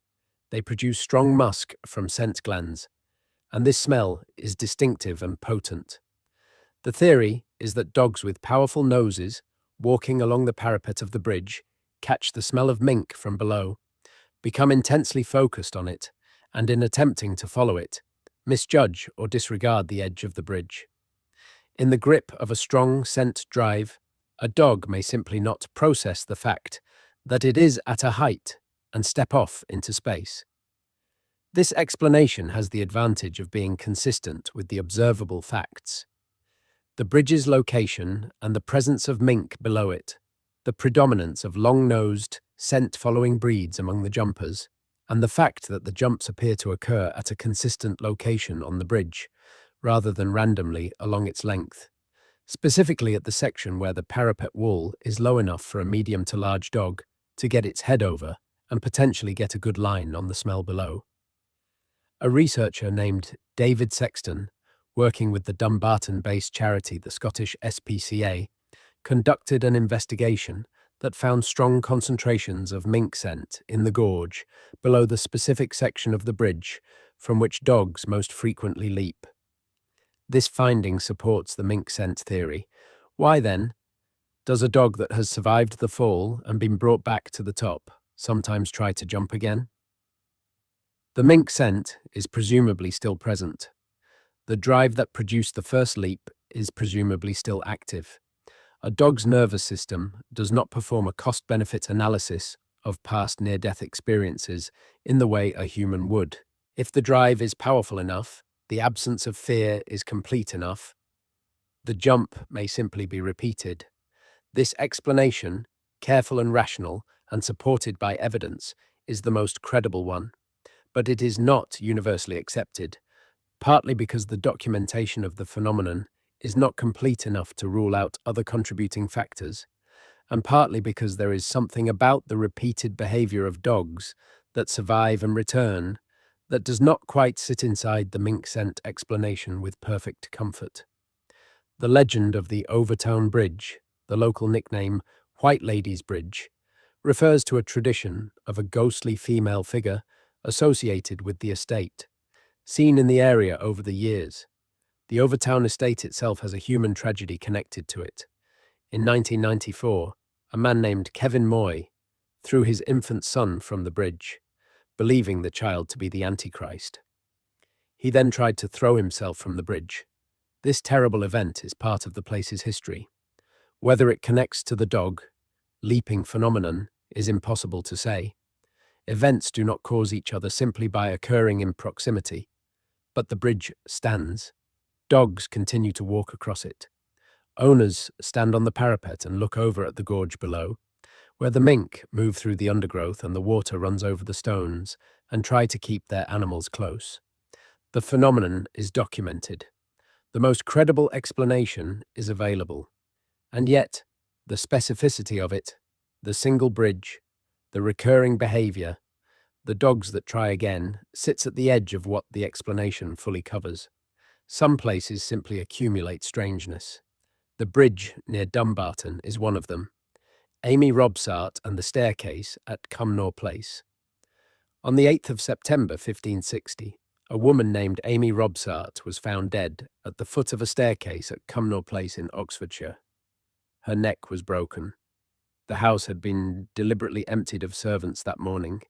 Her husband, Robert Dudley, was 30 miles away at Windsor. He had been sent a message before her body was discovered that the situation at Cumnor Place was very uncertain. He sent people to investigate the same day. Robert Dudley was the favourite of Queen Elizabeth I of England. He was handsome and charming, and the Queen called him her sweet Robin and gave him lands and titles and the freedom of her presence that no other man had to the same degree. People talked. They had talked since early in Elizabeth's reign, which had begun only 2 years before Amy's death in 1558. They speculated about the exact nature of the Queen's relationship with Dudley and whether it would lead to marriage, and what would happen to Amy Robsart, who had been Dudley's wife since 1550, when both of them were teenagers, and had since become an impediment in fact, if not in law. Amy had been ill. The nature of her illness is part of the mystery. In the weeks before her death, according to letters from people who encountered her, she had been speaking of her life in terms that suggested she expected it to end soon. She had been described by one correspondent as very sad and pensive. A letter, written by someone in her household around this period, mentions her concern that she not be left alone. She had also reportedly told one person that she prayed to God to deliver her from desperation. That word, desperation, it has been interpreted as evidence that she was suicidal, or that she feared what was coming to her, or that she was simply very ill and frightened of dying. On the morning of the 8th of September 1560, Amy Robsart instructed all her servants to go to the local fair at Abingdon. When some of them expressed reluctance to leave her alone, she insisted, apparently with some force. They went. She was alone in the house with possibly two women who had remained behind, though the details of who exactly was present are disputed. She was found at the bottom of the staircase with her neck broken and two wounds to her head. An inquest was held. It returned a verdict of misfortune, which in the terminology of the period meant accidental death. This verdict was taken at face value by some and dismissed as a cover-up by others, almost immediately. The problem for any theory of Amy Robsart's death is structural. Each of the most plausible explanations has significant difficulties. Accident. A woman falls down a staircase and breaks her neck. This is a perfectly ordinary way to die, and it happened more frequently before the age of modern building regulations. But the servants had been sent away that morning at Amy's own insistence, which might indicate that she knew what was coming, either because she planned to kill herself or because she had been warned to expect visitors. The head wounds are described variously in the sources as superficial or as significant. If they were significant, a simple fall becomes harder to explain. Suicide. Amy leaped from the top of the staircase or threw herself down it. If she was suffering from a serious illness, possibly cancer of the breast, as some medical historians have suggested, based on the symptom descriptions in the letters, and if she had been speaking in terms that suggested she expected death, a decision to die on her own terms is not impossible. The religious and social prohibitions against suicide were severe in Elizabethan England, which may be why the inquest returned a verdict of misfortune. This interpretation has the advantage of explaining why Amy sent the servants away and why she had been speaking strangely in the preceding weeks. Murder, ordered by Robert Dudley. Dudley needed Amy to die in order to be free to pursue the Queen. Her death, occurring when it did, cleared the way for a potential marriage to Elizabeth. But Dudley had been warned, seemingly before the body was found, that something was happening at Cumnor Place, which either means he knew what was going to happen or means he received advance warning that has a more innocent explanation. He also behaved afterward in the way of a man who had been shocked and who was concerned about the consequences, sending investigators, asking for a careful inquest, expressing alarm. If he ordered the murder, he took a tremendous risk that the investigation would find evidence against him. Murder ordered by someone else, possibly Cecil, Elizabeth's chief minister. Cecil was deeply opposed to a Dudley marriage and would have known that Amy's death would damage Dudley rather than help him. If Amy were killed and it looked like murder, Dudley would be destroyed. This theory has the dark elegance of removing the main obstacle and simultaneously ruining the man it removed it for. The staircase at Cumnor Place no longer exists. Cumnor Place itself was demolished in the 18th century. There is nothing to stand on or look at. The physical evidence, such as it was examined only by an Elizabethan inquest and is gone. What remains is the letter evidence, the contemporary accounts, the political context, and the fact that Robert Dudley's career and his relationship with the Queen survived Amy's death, though never without the shadow of suspicion that had attached to him from the moment her body was found. Elizabeth Devine never married. Whether she would have married Dudley if Amy had not died, or if Amy had died more cleanly and less ambiguously, is one of the great counterfactual questions of English history.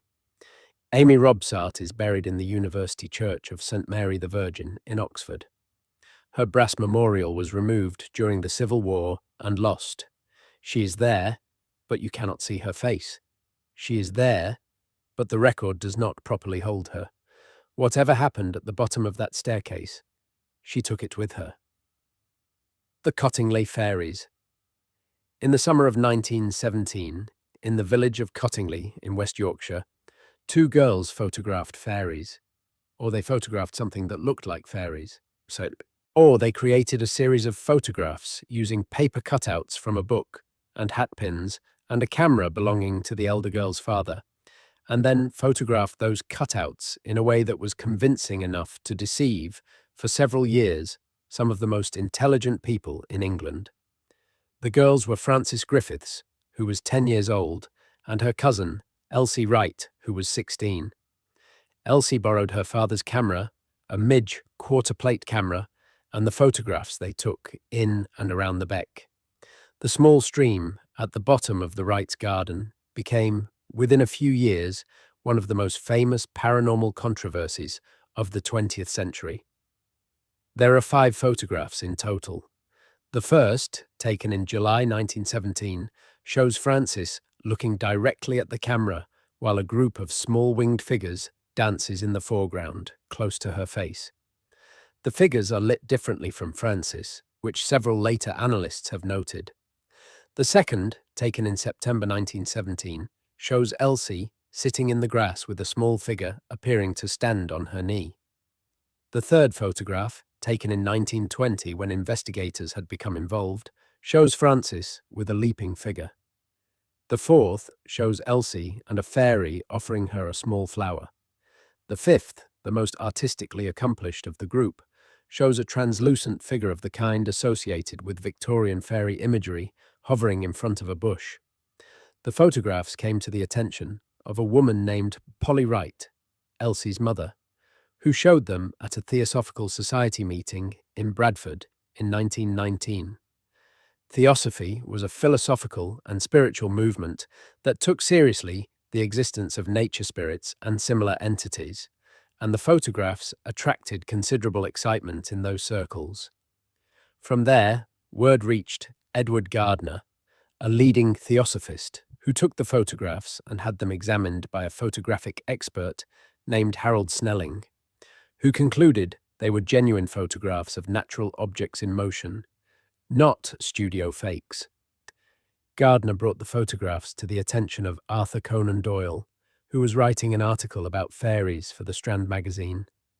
Conan Doyle was, by 1919 and 1920, deeply committed to spiritualism and deeply invested in the reality of the spirit world.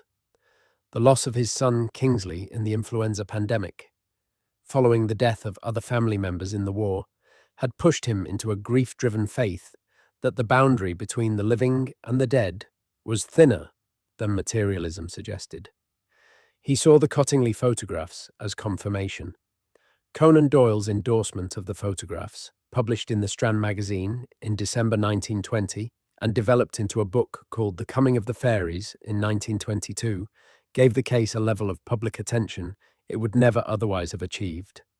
Conan Doyle was world famous. His credibility was enormous, and he was completely convinced. The girls, throughout this period, maintained their story. They did not recant. They submitted to interviews with investigators, including Gardner, who visited Cottingley in 1920. Gardner gave the girls new cameras and unexposed plates so that fresh photographs could be taken, and the girls produced the 3 photographs of 1920 using these materials. This was taken as confirmation that the fairies were genuinely present and not a product of theatrical preparation. For 60 years, the girls did not publicly recant. In 1981, a journalist named Joe Cooper interviewed the girls, who were now elderly women, Frances in her 70s and Elsie in her 80s. Elsie admitted that the first 4 photographs had been faked using paper cutouts from a book of fairy illustrations called Princess Mary's Gift Book, published in 1914, held in place with hat pins. The cutouts were positioned in the grass or on a knee or near a face and then photographed. She said that Frances had not wanted to admit the deception and had been reluctant to come forward. Frances, for her part, did admit the first 4 photographs were faked, but she maintained until her death that the 5th photograph, the translucent hovering figure, was real. She said that there had been something real in that beck, that the fairies were genuinely there, even if most of the photographs did not show them, and that the fifth photograph captured something genuine that she and Elsie had not fabricated. This is the detail that refuses to be fully resolved.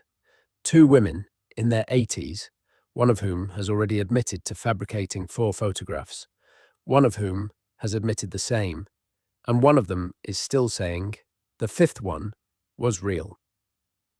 Either Frances Griffiths, at the end of her life, was maintaining a 60-year deception to the point of her own grave, or she was telling a truth that her cousin was not prepared to acknowledge, or her memory of the events was not fully reliable after so many decades. The fifth photograph has been analysed. Some researchers find it more explicable as a cutout than the others. Others find it genuinely difficult to account for with the same method. The translucent quality of the figure, which is different from the flat paper appearance of the figures in the first 4 photographs, has attracted particular interest. Frances Griffiths died in 1986. Elsie Wright died in 1988. Whatever they saw, or did not see, at the bottom of the garden in Cottingley in 1917 is now permanently inaccessible. The beck is still there. The garden is still there. The village of Cottingley has a commemorative trail for visitors interested in the history. What was on those plates, and what was at the bottom of that garden, and what one old woman was still insisting on in the face of all pressure to the contrary, that is the question that Cottingley leaves you with. The Disappearing Army of Norfolk. On the 10th of August, 1915, at Gallipoli, soldiers from the 1st 5th Battalion of the Norfolk Regiment were observed advancing into a forest of low scrub and trees during the August offensive. The soldiers went into the forest. The forest was subsequently observed by New Zealand soldiers from a vantage point on a nearby ridge. The forest appeared to lift into the air, part of a low cloud formation that had been hovering over the area. When the cloud moved on, the forest was there. The soldiers were not. Some 250 officers and men of the Norfolk Regiment who entered that forest were never seen again. This story, as I have just told it, is partially a legend and partially history, and disentangling them requires some care. The historical facts are these. During the August offensive at Gallipoli in 1915, the 5th Norfolks, as part of a larger operation involving multiple battalions, were ordered to advance. In the confusion of battle, which at Gallipoli was extreme, parts of the battalion became separated and advanced further than ordered. A group of men, the exact number of which was disputed in the immediate aftermath and has been disputed since, were cut off and killed or captured by Ottoman forces. Their commanding officer, Colonel Sir Horace Beauchamp, was among those who advanced and was found dead after the armistice when the site could be searched. The bodies of many of the lost 5th Norfolks were found after the war ended. They had died fighting. Some had been taken prisoner and died in captivity. The mystery of the disappearance, in the strictly factual sense, was resolved. They were killed in action or taken prisoner in the chaos of a difficult battle on difficult terrain. But the legend persisted. The legend grew from a statement made by several New Zealand soldiers after the battle, to the effect that they had observed a number of low clouds or formations that seemed to lift from the ground near the wood that the Norfolks entered, and that after the clouds moved on, the troops who had entered the wood were gone. This statement, taken by some as describing an otherworldly phenomenon, a literal dematerialization of troops into the clouds, was published in various forms and became an enduring paranormal story about the battle. The New Zealand soldiers who described the cloud formation were interviewed by researchers decades later, and some maintained the essential details of their account.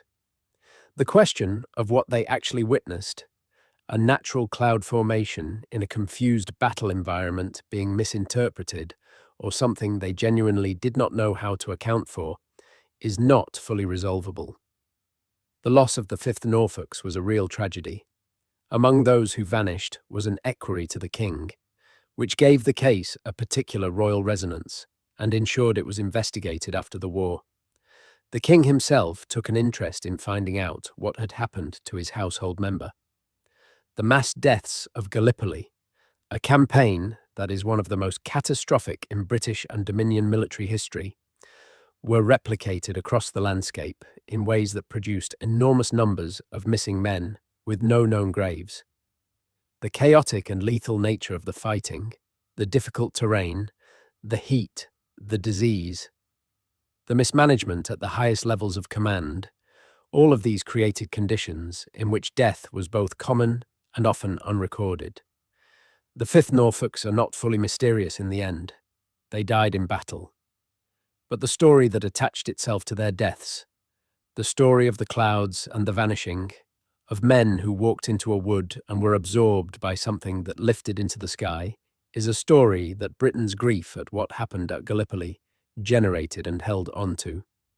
Some losses are too large to be explained by ordinary language. Some absences require extraordinary framings. The forest at Gallipoli that the Norfolks walked into is still there. The land is different now, a century older, quieter. The monuments to the dead are there. The names on those monuments are there. The clouds that may or may not have gathered over that wood on the 10th of August, 1915, are gone, without record, into the past where all clouds go. The Oxford Professor and the Severed Hand. In 1868, a curator at the Pitt Rivers Museum in Oxford received a collection of objects from a British military officer who had served in the Andaman Islands in the Bay of Bengal. Among the objects in the collection was a human hand, dried and preserved, with what appeared to be writing on its skin and various small items attached to it with thread. The hand had, according to the officer's notes, been taken from the body of a man who had been executed for murder in England and had been used, as far as he could establish, as a component in a form of thieves' magic. Specifically, it was described as a hand of glory. The hand of glory is one of the more unsettling objects in British folklore history. According to a tradition that runs through witchcraft trials and folk belief, from the 17th through the 19th century, a hand of glory was the preserved hand of a hanged man, used by thieves as a magical tool to render the inhabitants of a house unconscious while they robbed it.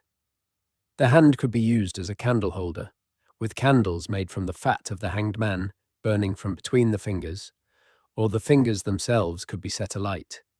If the magic worked, everyone in the house would be unable to wake or move until the hand was extinguished.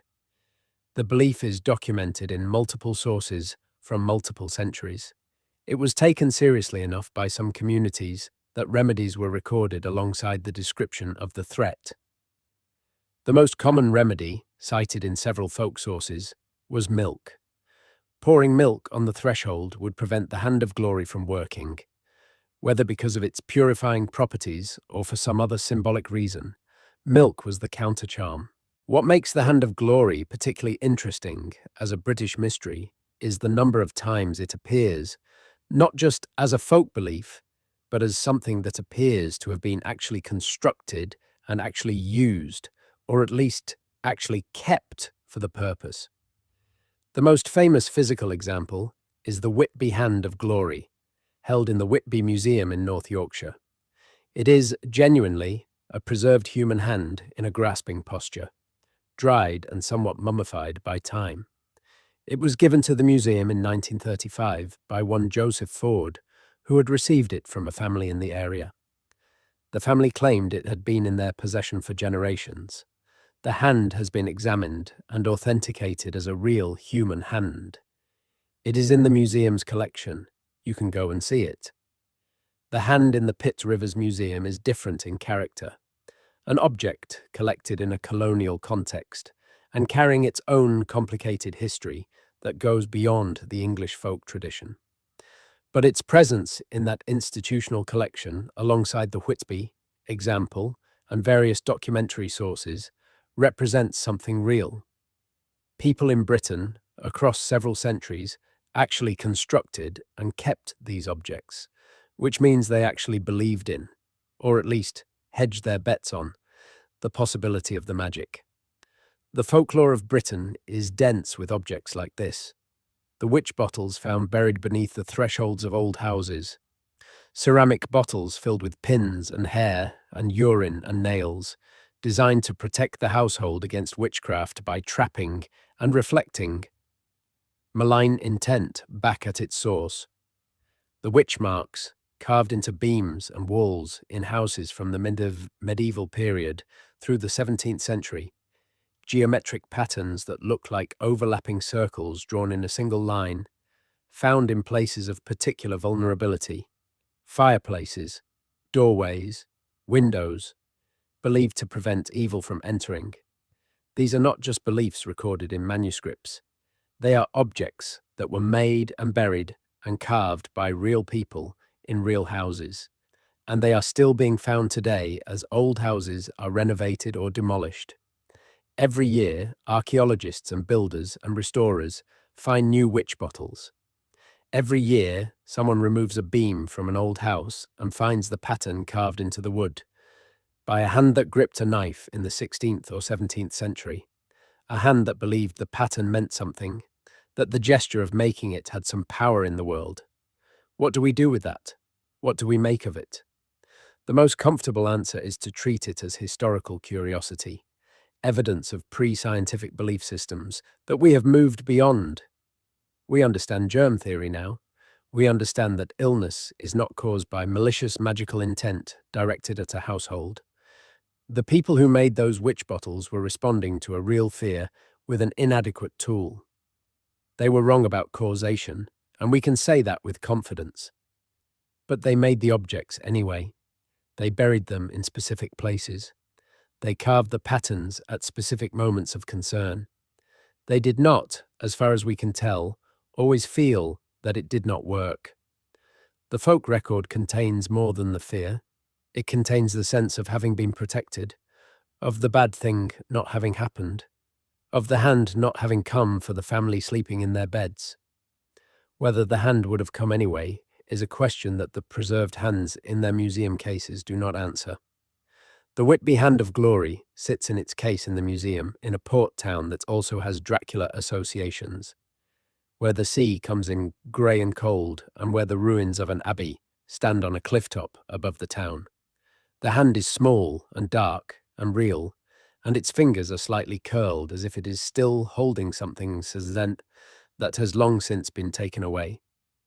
What it was supposed to do, nobody is saying. The Lost Children of the Moors.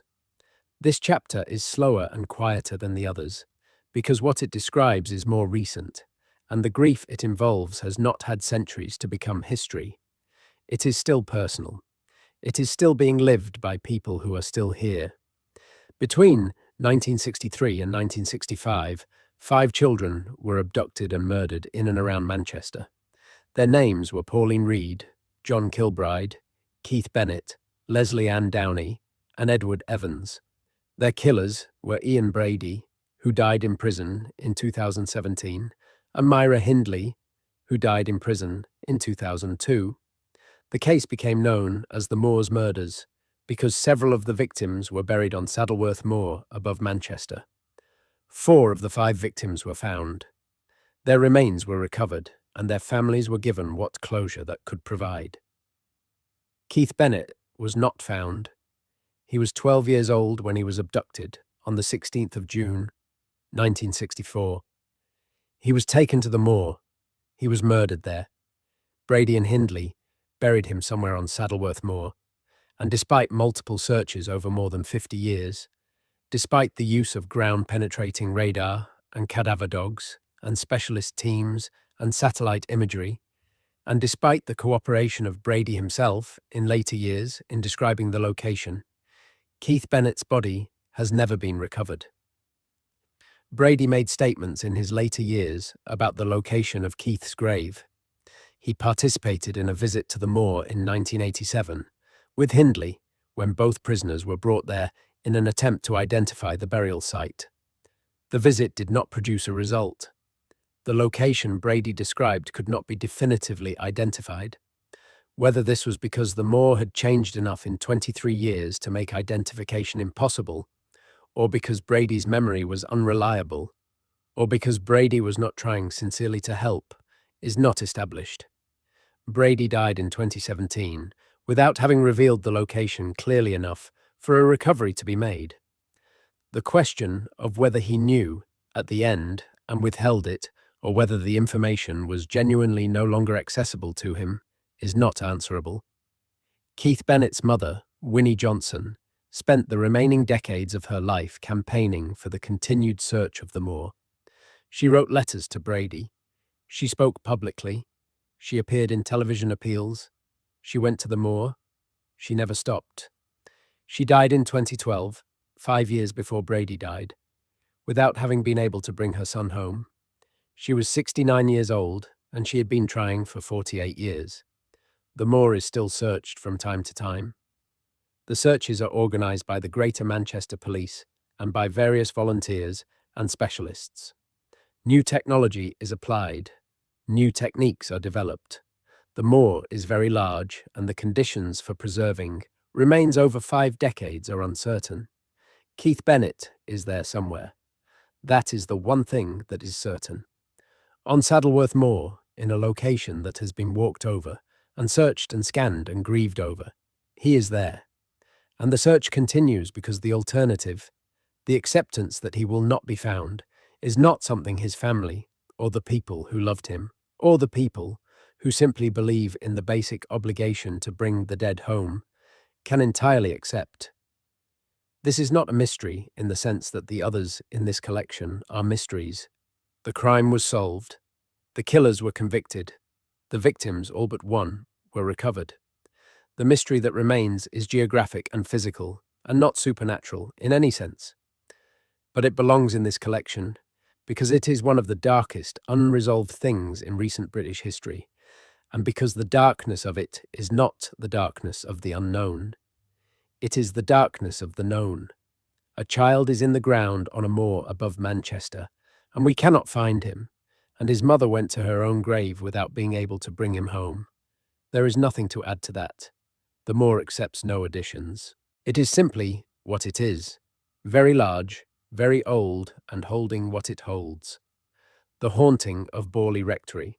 From the 1920s until its destruction by fire in 1939, Borley Rectory in Essex was described by the press, by investigators, and by the people who lived in it as the most haunted house in England. The phrase most haunted house in England became so attached to Borley that it is difficult to discuss the place without deploying it. It came from the work of a paranormal investigator named Harry Price, who spent years at Borley, conducted the most extended scientific investigation of a haunted location that had up to that point been attempted in Britain, and wrote 2 books about his findings that were very widely read. What actually happened at Borley is one of the most genuinely complicated questions in the history of British paranormal investigation.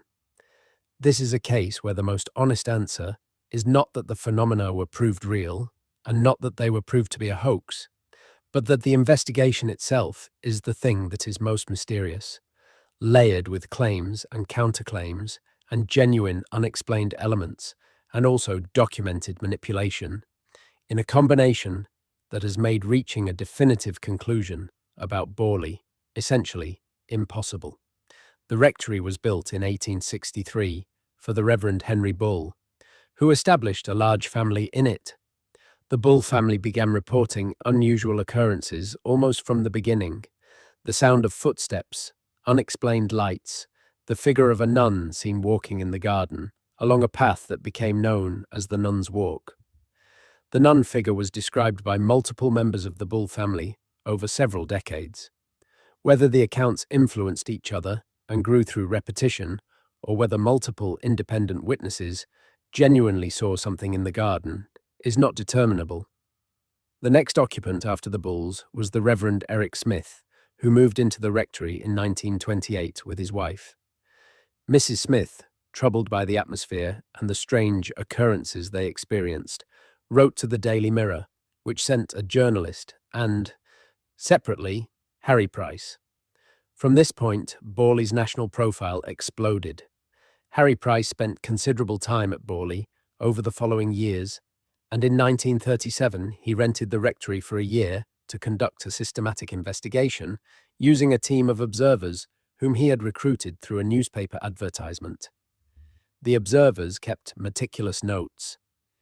They documented a wide range of phenomena: messages appearing on the walls written in a shaky hand, stone throwing, objects moved, bells ringing without apparent cause, temperature drops, sounds of various kinds. Some of the observers were scientists or engineers with no prior interest in the paranormal and no reason to embellish their accounts.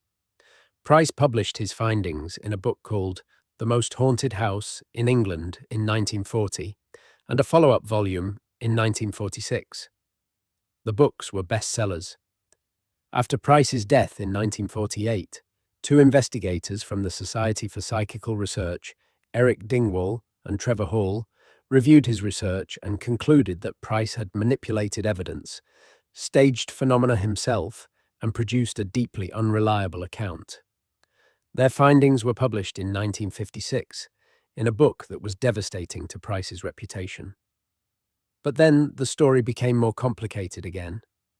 Other researchers who looked at the case found that not everything could be attributed to Price's manipulation. The wall writings, for instance, had been witnessed by multiple people, some of whom had no connection to Price, in periods when Price was not at the rectory. The nun figure had been reported long before Price arrived.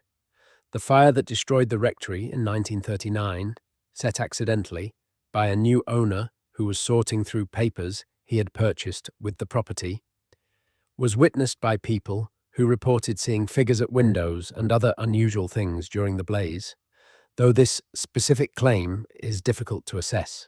The rectory burned. Its ruins stood for a time and were eventually demolished. The site is now private property with a house on it. Access is not available to the public, and the current owners have made clear that they do not wish to be associated with the haunting history. What was Borley Rectory? Was it a genuinely haunted location that attracted investigators who then distorted the record? Was it an ordinary house that Price turned into a profitable myth? Was it something in between? A location with real but mundane causes for its strangeness? Perhaps subsidence or acoustics or temperature effects, amplified by the power of suggestion and then deliberately exaggerated by a showman who knew a good story when he had one. All three of these answers have been argued. None of them have been proved. The rectory is ash, and the key witness is dead, and the records are partial and contaminated. The most haunted house in England became the most argued about house in England, and in a way that is its own kind of haunting, an argument that cannot be resolved, that echoes around the edges of what was there, that refuses to give up the ghost. The strange death of Hilda Murrell. On the 21st of March 1984, a 78-year-old rose grower and nuclear power opponent named Hilda Murrell left her home in Shrewsbury, Shropshire, in her car, and was found dead 4 days later in a copse of trees several miles from the city. She had been abducted from her own home, driven in her own car to the outskirts of Shrewsbury, and left in a field in early spring weather, inadequately dressed. She had crawled from where she was left toward the road. She had not reached it. The cause of death was hypothermia and the effects of multiple stab wounds. The facts of what happened were not established until 2003, when a man named Andrew George was convicted of her murder. George was a young man who had burgled Hilda Murrell's house, panicked when she returned unexpectedly, abducted her, assaulted her, and abandoned her. His conviction rested on DNA evidence from material preserved from the original investigation. The conviction should have closed the case. In many respects it did, but the nearly 20 years between Hilda Murrell's murder in 1984 and Andrew George's conviction in 2003 were filled with a theory that, once it had developed, proved very difficult to let go of. Hilda Murrell was, in 1984, preparing a paper to present at an inquiry into the proposed Sizewell B nuclear power station. She was an active opponent of nuclear power and had done substantial research. Her nephew was Robert Greene, who had been a naval intelligence officer and who had been involved in the intelligence side of the Falklands War in 1982. Specifically, Robert Greene had been connected, at some level, to the events surrounding the sinking of the Argentine cruiser, General Belgrano, which had been a significant political controversy in Britain because it had occurred when the Belgrano was outside the declared exclusion zone. The theory that developed and that was promoted by several journalists and by politicians, including Tam Dalyell, who raised it repeatedly in the House of Commons, was this. British intelligence services had burgled Hilda Morell's house looking for documents related to the Belgrano affair that her nephew might have passed to her, or that she might have had access to through him. The burglary had gone wrong. She had been killed to prevent her from being a witness. The official investigation had then been suppressed or misdirected. This theory was never proved. The police investigation was criticized for its incompetence, and some of the specific procedural failures that occurred have never been adequately explained. The theory attracted significant attention and credibility in the climate of the mid-1980s, when the Thatcher government and the intelligence services were at the center of multiple controversies. Andrew George's conviction demonstrated that the basic facts of the case were consistent with opportunistic burglary gone wrong, exactly what it would have appeared to be to an investigator not looking for a conspiracy. The DNA evidence that led to his conviction was obtained through a systematic cold case review, and the case against him was solid. But the questions about the police investigation, about specific decisions that were made or not made in the original inquiry, about evidence that was not properly collected or followed up, have not been fully answered even after the conviction. Whether those failures were simply the product of incompetence, which would be consistent with many police investigations of the period, or whether some of them had other causes, is not fully established. Hilda Morell was 78 years old. She loved roses. She had spent decades cultivating her knowledge of the plants, publishing in the specialist literature, maintaining her garden. She was killed by a young man in a moment of brutal opportunism on a spring day in Shrewsbury. That is what happened. The 19 years during which the other explanation circulated, during which her death was a national political controversy, during which parliamentary questions were asked and investigations demanded, those years are part of British political history in ways that her actual death is not. The gap between the murder and its resolution produced something that had its own life, its own consequences, its own effects on public trust in institutions. The roses she grew are still in circulation.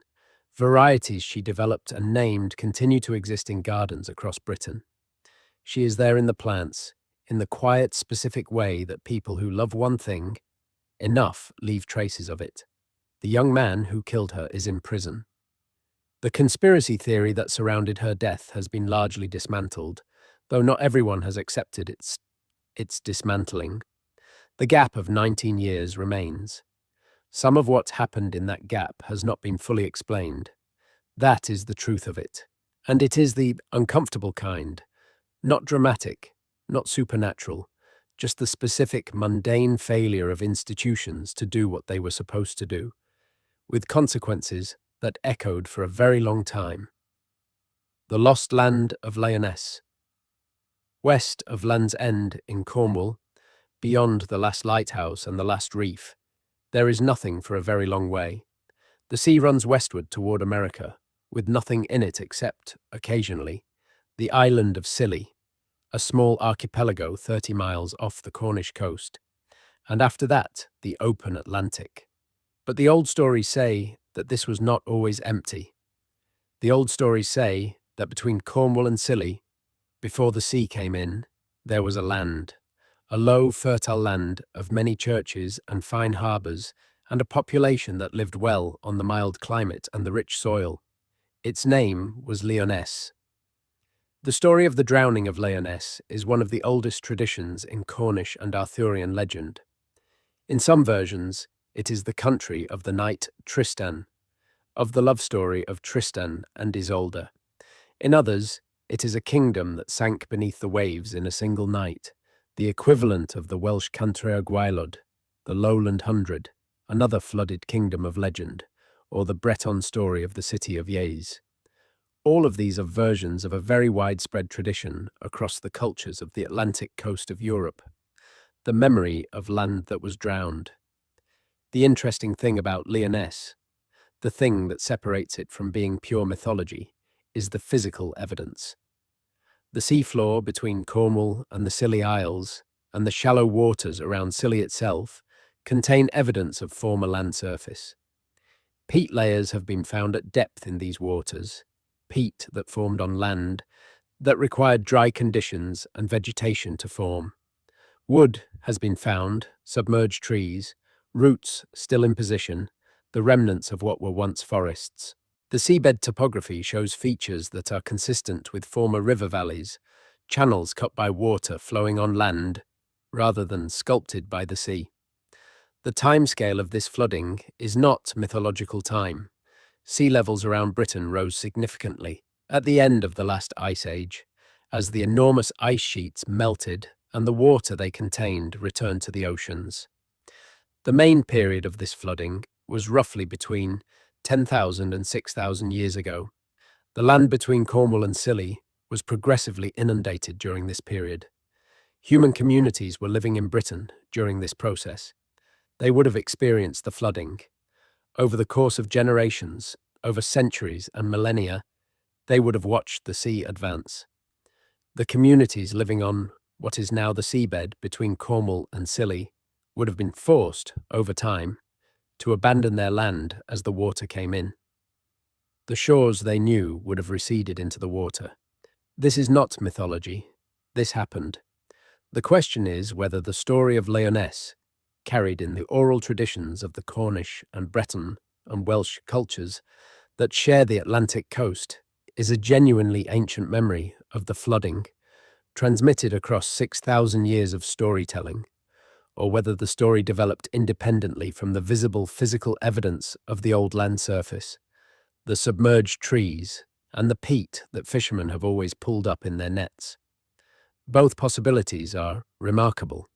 The idea of a 6,000-year or oral memory of a specific geographic event is staggering if true, and there are researchers who take it seriously, who argue that oral tradition can preserve real information over very long timescales when the information is embedded in story and myth and repeated in communally significant contexts. The catastrophic flooding of a homeland is exactly the kind of event that would be repeated, would be given meaning, would be turned into a story that communities needed to tell. The alternative, that the legend grew from the observed evidence of submerged land, from the peat and the wood that Cornish fishermen have always known about and talked about, is also compelling. People do not need oral memory to understand that the sea was once lower and the land was once larger. They can see it. The Isles of Scilly themselves may be the remnant peaks of the drowned landscape. The islands are granite, hard enough to survive the inundation that swallowed the lower land around them. The people who have lived on Scilly throughout recorded history have always known that the sea between their islands continues to reveal old land surfaces at low tide and have always carried traditions about the drowned country. Whether the bells of Lyonesse ring beneath the water on still nights, as the most romantically inclined versions of the story insist, is something that the evidence does not support in a verifiable way. Whether the last survivor of the flood, a man named Trevelyan who rode his horse to safety as the waters rose, watching his world disappear behind him, is a historical individual distantly remembered, is impossible to say. What is certain is that the land was there. The sea took it.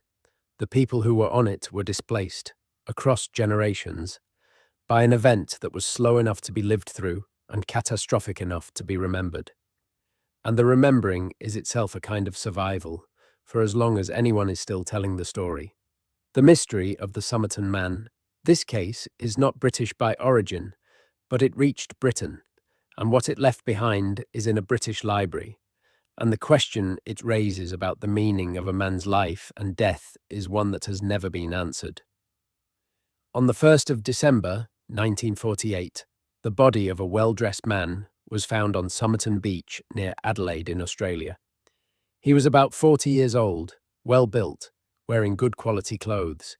He had no identification, no wallet, no personal papers. The labels had been removed from his clothes. He had a small scrap of paper in a secret pocket, sewn into the waistband of his trousers. The paper contained the words Tamam Shud, printed in small type. The words are Persian. They mean ended or finished. They are the last words of a poem in the Rubaiyat of Omar Khayyam, a collection of 12th century Persian verses that had been translated into English by Edward Fitzgerald in 1859 and had become extremely popular in the English-speaking world. A copy of the Rubaiyat of Omar Khayyam was eventually found in the back of a car parked near the beach. The final page from which the words Tamam Shud had been cut was missing.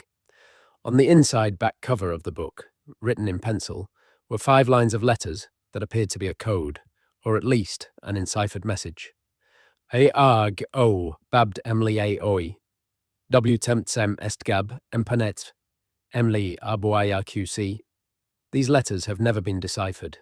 Professional cryptanalysts, intelligence agencies, amateur codebreakers, and AI systems applied in more recent years have not produced a confirmed decryption. The message, if it is a message, has not been read. The book with the code had a telephone number penciled in it, and it was traced to a woman in Adelaide, a nurse named Jo Thompson, later identified as Jessica Thompson. She was interviewed by police. She said she did not know the dead man. She showed visible distress when shown photographs of his face. She gave police a name, Tibor Kaldor, as someone who might have possessed such a book, though this went nowhere significant. She subsequently refused all further contact with investigators and declined all interviews for the rest of her life. She died in 2007 without having explained her connection to the case. Why is this in a collection of British mysteries? Because one thread of the investigation leads to Britain, specifically to the history of British intelligence in the aftermath of the Second World War. The Somerton man, whoever he was, has been the subject of substantial speculation that he was a foreign intelligence agent, possibly Soviet, possibly American, operating in the early Cold War period.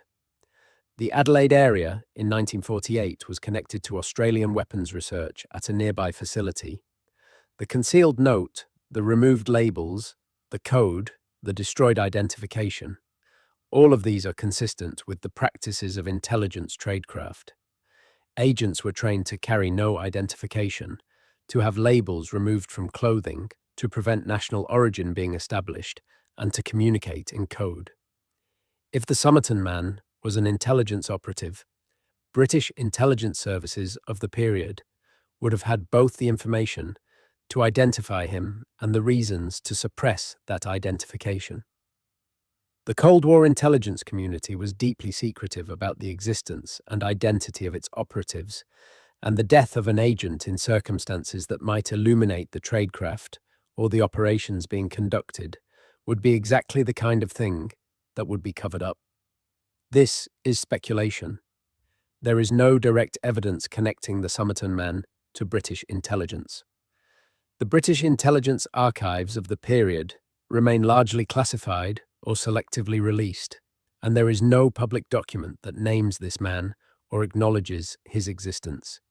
In 2022, a DNA analysis conducted by researchers at the University of Adelaide produced a potential identification. The analysis suggested a possible match with a man named Carl Webb, an electrical engineer from Melbourne. Carl Webb was a real person who disappeared around the right time. The identification was made public and was treated as significant by Australian authorities. It has not been universally accepted by researchers who have followed the case closely.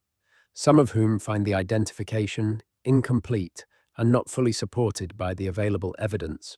Whether Carl Webb is the Somerton man, whether the code was personal or professional, whether Jessica Thompson knew him and in what capacity, whether the Tamam Shud in his pocket was the last message of a spy, or the private statement of a man who had decided that his own story was finished.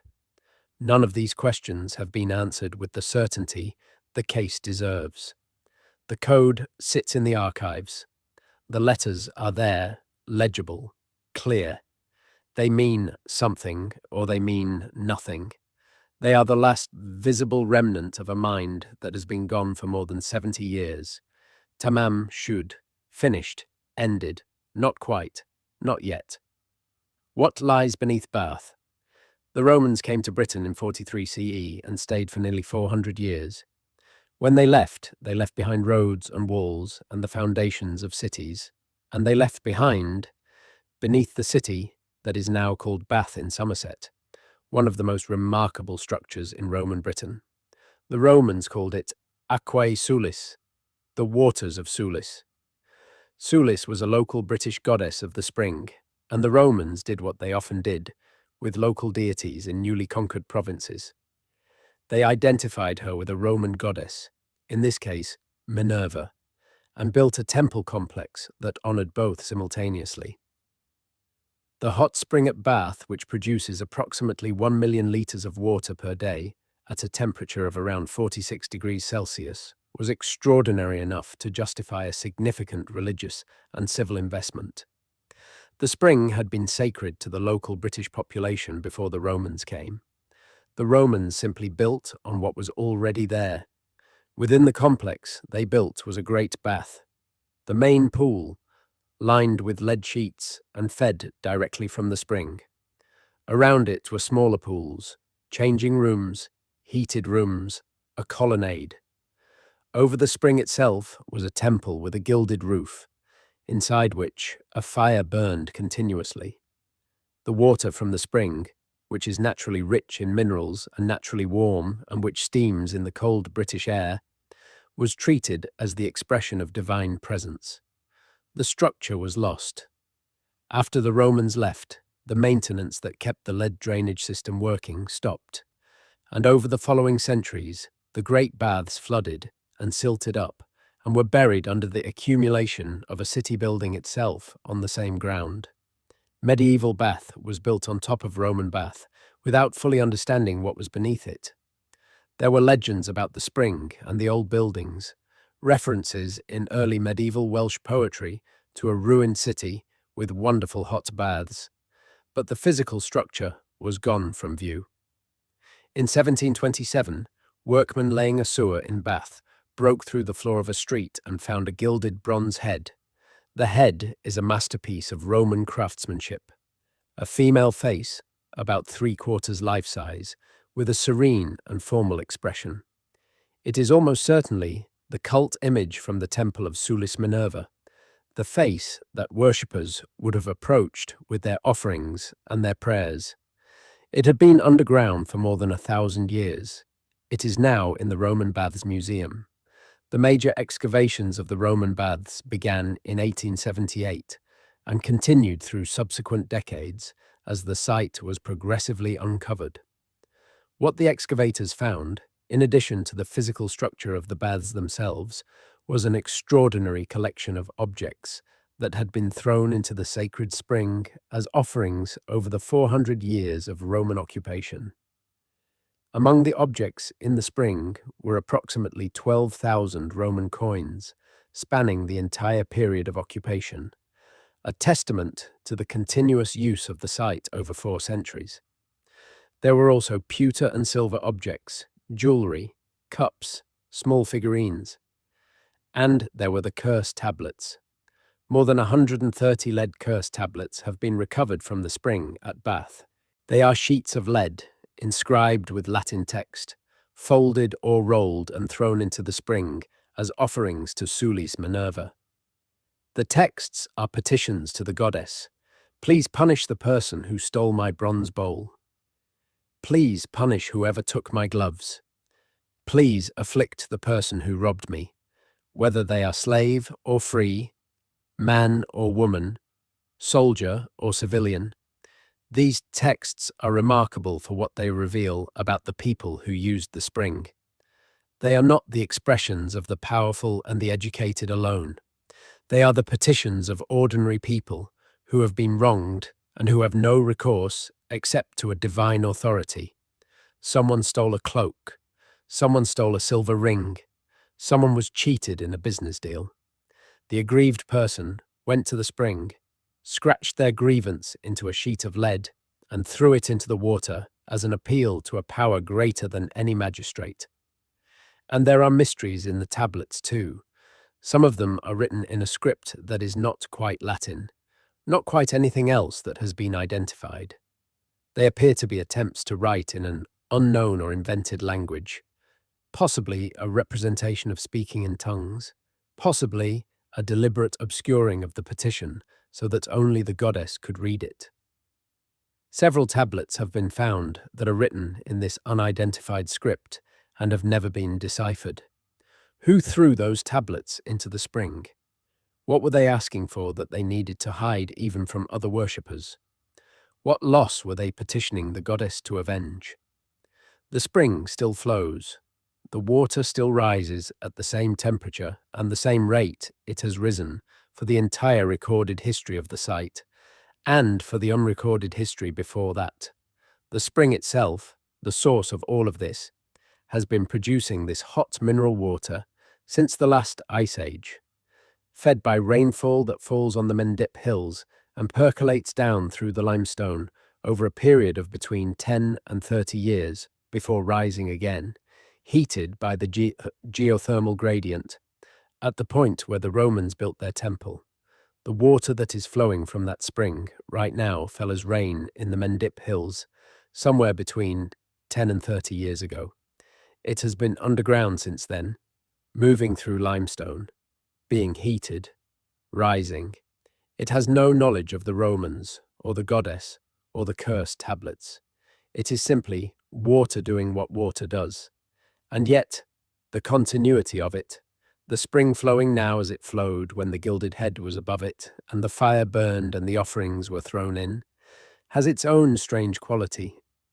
Some things persist past all the changes that accumulate around them. The peculiar case of the Bideford witches. In 1682, 3 women from Bideford in Devon were hanged for witchcraft. Their names were Temperance Lloyd, Mary Trembles, and Susanna Edwards. They were the last people to be legally executed for witchcraft in England. This is a fact that has been recorded and repeated many times. But what sits inside it, when you look at it carefully, is stranger and more troubling than the simple factual statement suggests. Because the execution of these 3 women in 1682 happened in a specific political and intellectual context, a context in which, in many parts of the educated community in England, serious doubt about the reality of witchcraft as a prosecutable offence had already been developing for decades. The Witchcraft Act, under which Temperance Lloyd, Mary Trembles, and Susanna Edwards were prosecuted, was an old piece of legislation, but it had been modified and extended over the decades. The prosecution of witches in England had been declining since the mid-17th century, partly as a result of the Civil War and its aftermath, which had disrupted many traditional institutional processes, and partly as a result of a genuine shift in educated opinion toward skepticism about the supernatural mechanisms underlying witchcraft accusations. Thomas Hobbes, writing in the 1650s, had been deeply skeptical about the reality of witchcraft. John Webster, a clergyman who published a critique of witch trials in 1677, 5 years before the Bideford hangings, argued that the testimony on which convictions were based was unreliable and that the physical evidence typically presented, the witches' marks, the familiars, the confessions extracted under duress, was either invented or misinterpreted. And yet, in 1682, in Bideford, 3 women confessed. Temperance Lloyd confessed to having had sexual intercourse with the devil. She confessed to having killed a number of people through magical means. She named her accomplices. Mary Trembles and Susanna Edwards were arrested, and they too confessed. The confessions were taken seriously by the local magistrates, and the case went to trial at the Exeter Assizes. The judge at the Exeter Assizes, Sir Francis North, was sceptical. He was concerned about the evidence and about the reliability of the confessions. He wrote after the trial expressing his discomfort with the verdict and the outcome. But the jury convicted, and the sentence of death was carried out. What drove those confessions? The women were poor, elderly, and without social resources or protections. The process of examination in a witchcraft case involved sustained pressure, sleep deprivation, physical examination for witches' marks, and the repeated insistence of authority figures that confession was the appropriate and expected response.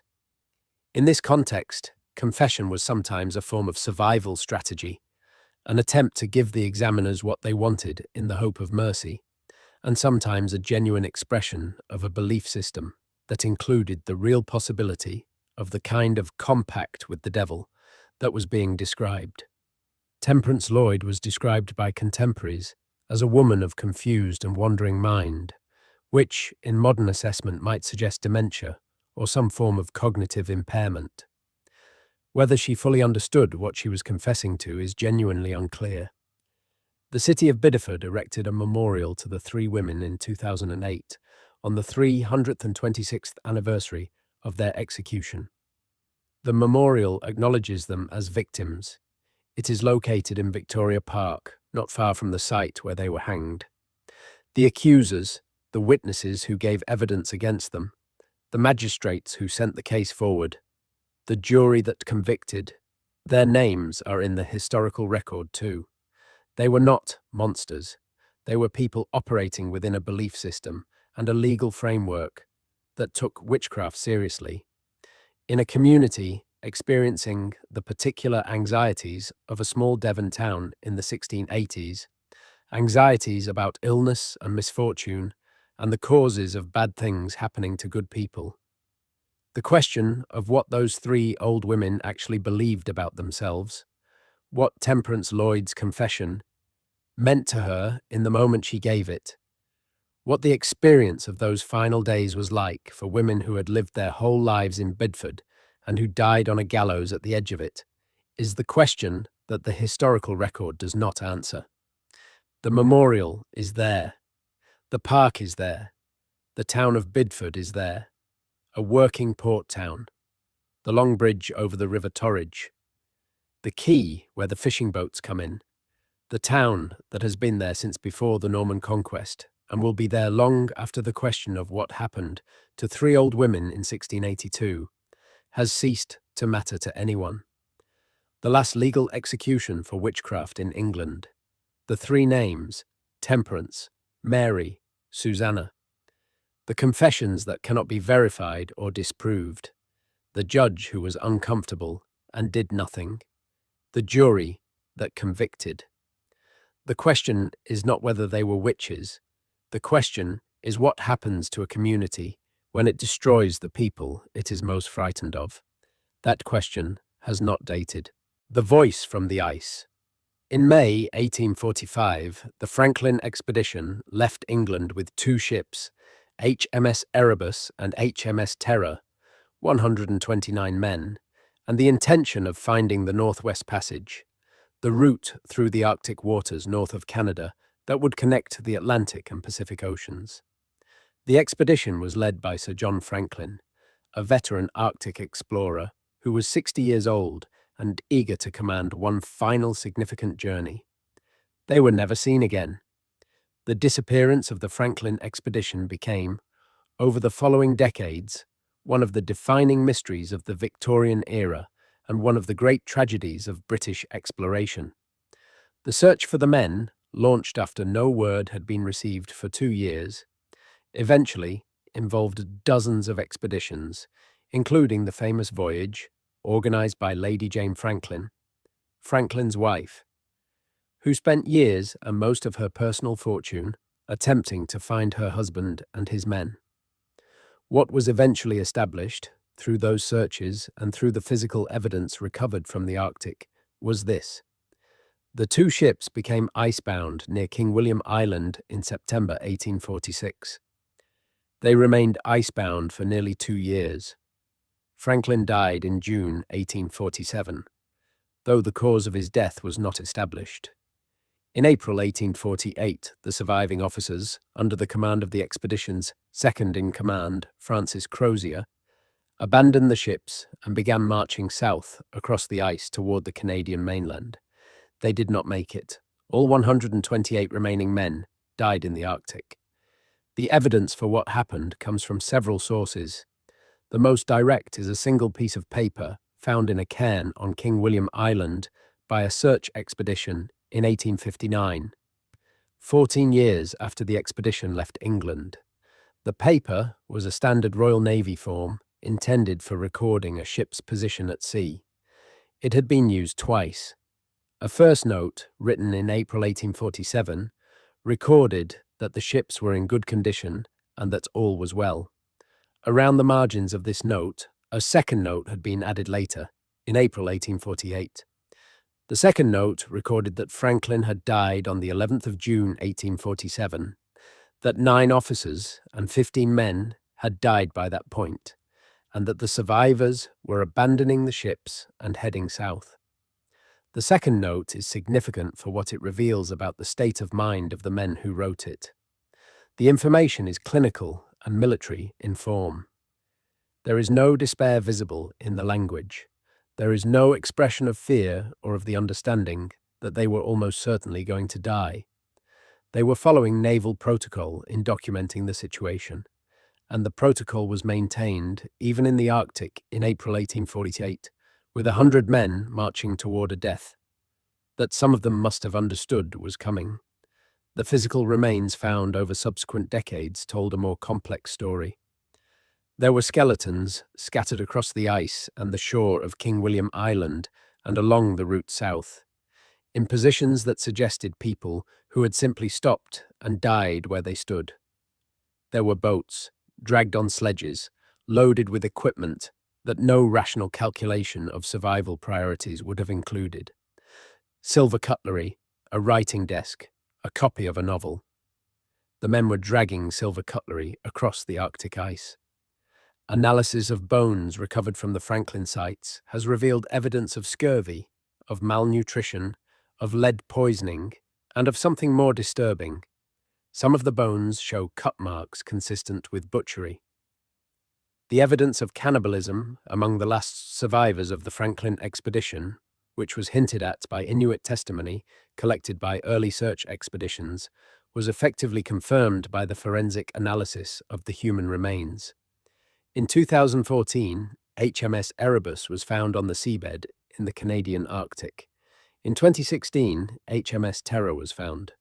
Both ships are remarkably well preserved in the cold, oxygen-poor water. Expeditions have entered both ships and recovered artifacts and documented the interior conditions. The ships have not yet given up all their secrets. Some of the cabins have not been fully explored. There may be documents, journals, logbooks that survived in airtight containers, and that would tell more of the story. The Inuit people of the Canadian Arctic knew things about the Franklin expedition that European searchers were slow to accept and credit. Inuit testimony, collected in the 1850s and 1860s, described encounters with large groups of white men, walking and starving and dying, described finding their abandoned camps and their dead, described the ships being seen in different locations over several years. This testimony was treated with skepticism by European authorities at the time, partly from racism, partly from the discomfort of what it implied about the fate of the men. Subsequent research has established that the Inuit testimony was accurate in most of its verifiable details, and that the picture it provides of the expedition's last months, of men in desperate circumstances, struggling south across the ice, is consistent with the physical evidence. Franklin's grave has never been found. If it is in the Arctic, it is somewhere on or near King William Island, perhaps marked by some surface feature, that has not been connected to the expedition, perhaps not marked at all. The ships are down there in the cold water. The documents that might be inside them are waiting. The Arctic is slow to give back what it has taken. Sir John Franklin led 128 men into the ice. He was looking for a passage. The passage exists. It was formally navigated for the first time in 1906, 55 years after the last survivor of Franklin's expedition died. The route is now navigable more easily than it has ever been, because the ice is retreating, because the world is warmer than it was. The warming that is opening the Northwest Passage is also uncovering the sites where the Franklin men died. The permafrost that preserved some of the remains is thawing. Objects that have been frozen in the Arctic for 180 years are being exposed. The ice is giving things back. Not everything, not yet. But it is speaking, slowly, in the language of what has been kept, and what is being released, and what it will keep forever. The darkness under London. Beneath the streets of London, beneath the underground railway lines and the Victorian sewers and the buried rivers that still flow in their culverts under the city, there are things that most Londoners never think about. The buried rivers first. The Fleet, which gives its name to Fleet Street, flows from its source in Hampstead through underground culverts all the way to the Thames, where it discharges near Blackfriars Bridge. You can hear it, in certain places, gurgling under gratings in the street. The Walbrook, which gave the Romans access to fresh water for their city, flows under the Mansion House and the Bank of England. The Tyburn, which ran through what is now Marylebone and Mayfair, is gone from view, but still present in the ground. The Effra, whose name is possibly British, possibly Latin, runs from Norwood through Brixton to the Thames at Vauxhall, completely invisible, but real. These buried rivers have created problems throughout London's history. They shift the ground. They flood unexpectedly when the rainfall is heavy. They create the damp conditions that accelerate the deterioration of foundations. Buildings have sunk into them. Basements have flooded with water that appeared from nowhere obvious. The city is underlain by a hydrology that is mostly invisible and not fully understood. Then there are the tunnels. London has more tunnels than any other city in the world, probably, or at least than any comparable city.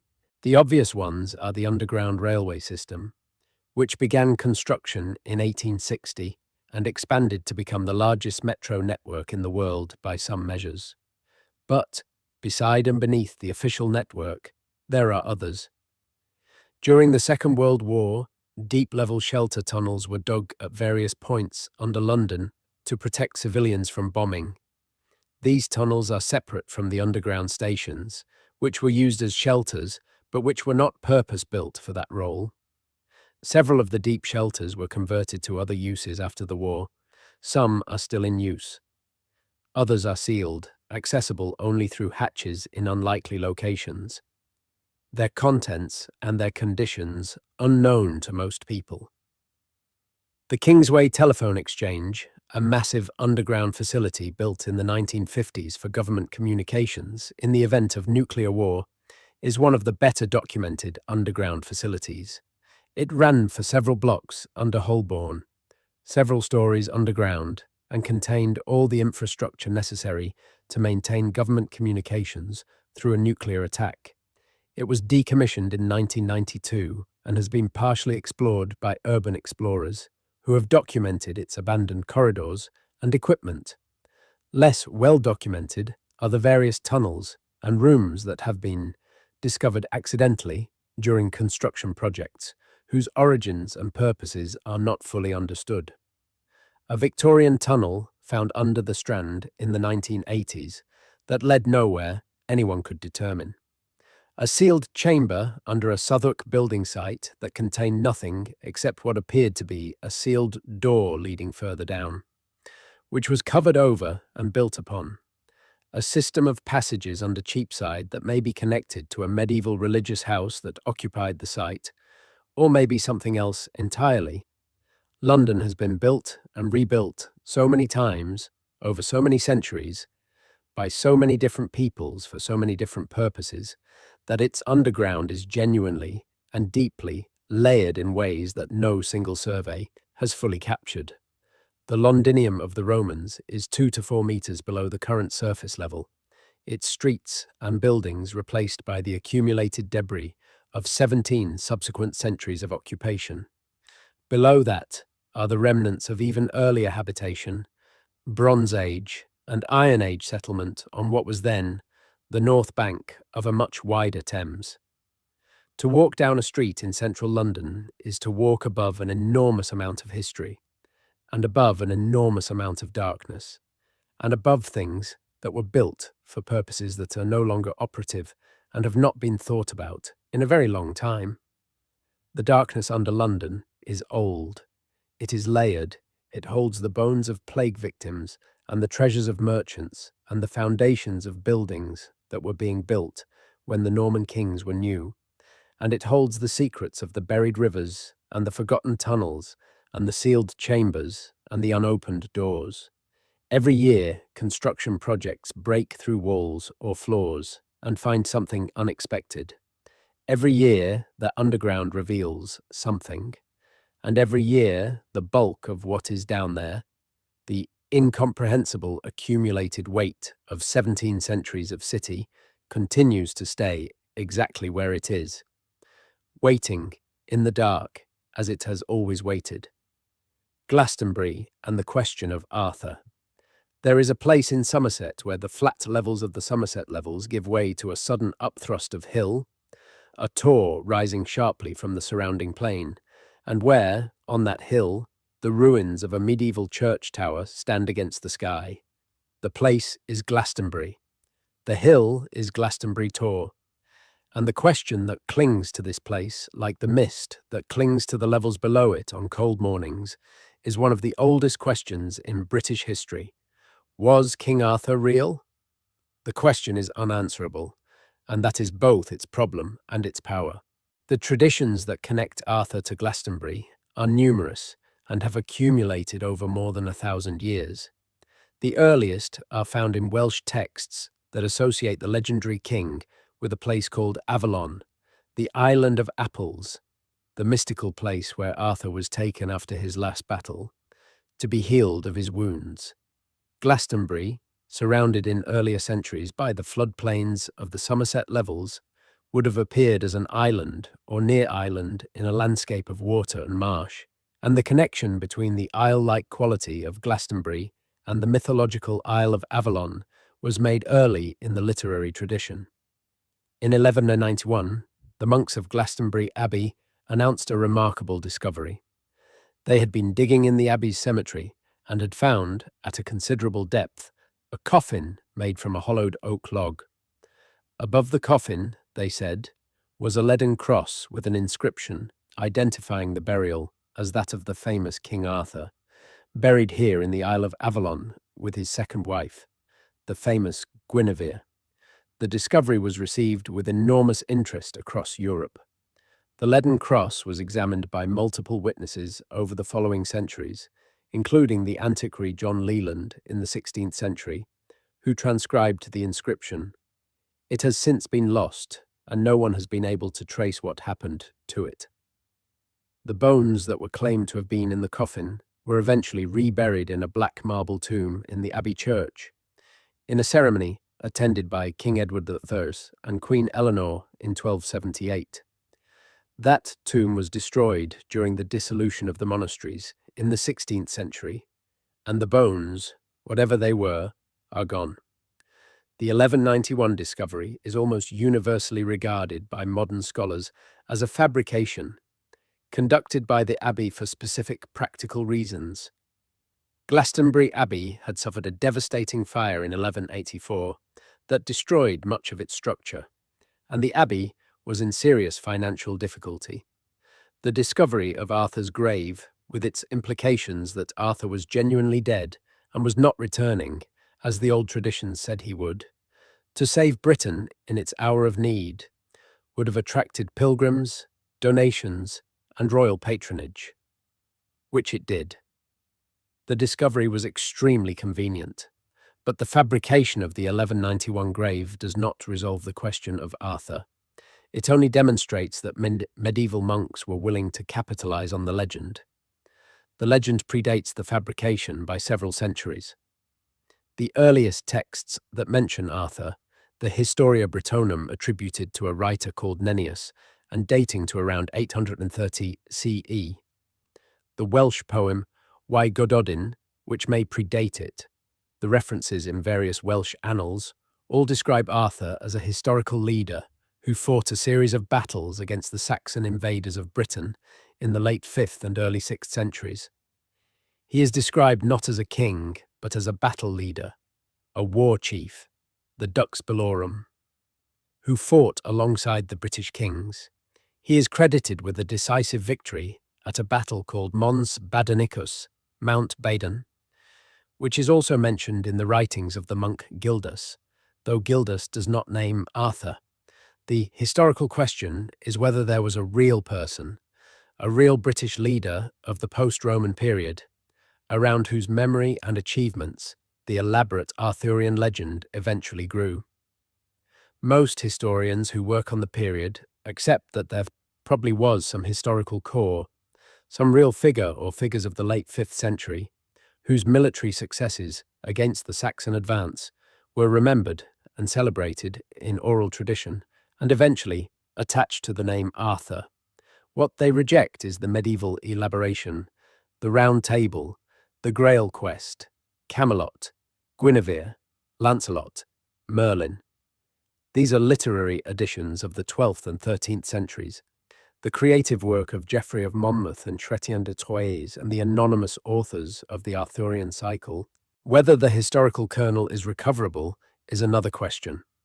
The archaeology of the late 5th and early 6th century in Britain is one of the most difficult periods to work with, because the documentary record collapsed with the end of Roman administration and the material culture changed in ways that are hard to date precisely. The period is sometimes called the Dark Ages, not because nothing was happening, but because the light of documentation went out for a time, and what we can see is limited and ambiguous.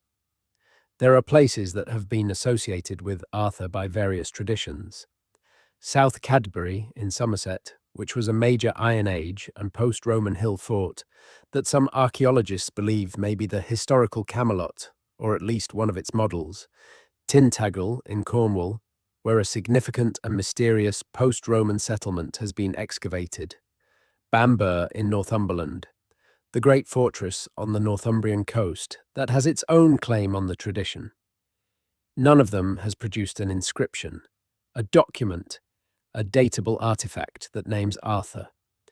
None of them has provided the physical evidence that would settle the question in the way that historians and archaeologists would like it to be settled. Glastonbury Tor is still there. On clear days, it can be seen from a very great distance across the Somerset levels. On misty days, it appears to float above the surrounding landscape as the island it once nearly was.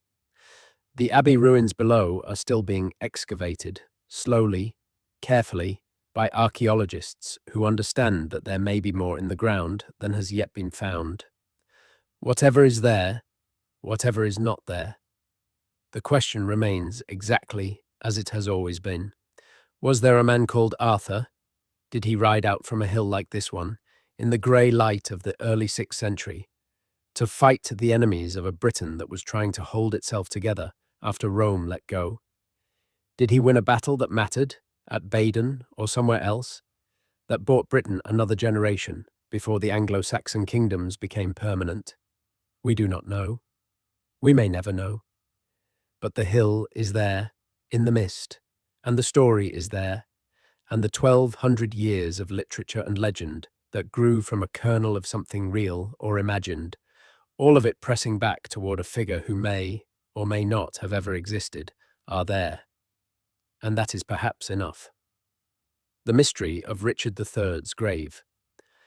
In September 2012, archaeologists excavating a car park in Leicester made one of the most extraordinary discoveries in the history of British archaeology. Beneath the tarmac and the soil, beneath what had once been the choir of the Greyfriars Church, They found a skeleton. The skeleton was of a man who had died young, somewhere between his late 20s and his late 30s. His skeleton showed evidence of severe scoliosis, a lateral curvature of the spine that would have given him a noticeably uneven posture, one shoulder higher than the other. He had been killed by multiple blows, several of which were inflicted after he was dead, blows to a man who was already down. The skeleton had been hastily buried, without a coffin, slightly too large for the grave that had been dug for it, so that the head was positioned at an angle against the wall. The DNA analysis that followed, comparing the mitochondrial DNA extracted from the skeleton's teeth with that of living descendants of Richard III's sister, confirmed what the historical and physical evidence suggested. This was Richard III, King of England, killed at the Battle of Bosworth on the 22nd of August, 1485, buried hurriedly in the Greyfriars Church, and then forgotten for 527 years under the accumulation of subsequent history. He was reburied in Leicester Cathedral in 2015, with full royal ceremony, attended by dignitaries and thousands of ordinary people who came to mark the occasion. The reinterment was watched by millions on television. The discovery and the reinterment generated the obvious question. If Richard III had been lying under a car park for 5 centuries, what else is beneath the surface of Leicester and of every other British city waiting to be found?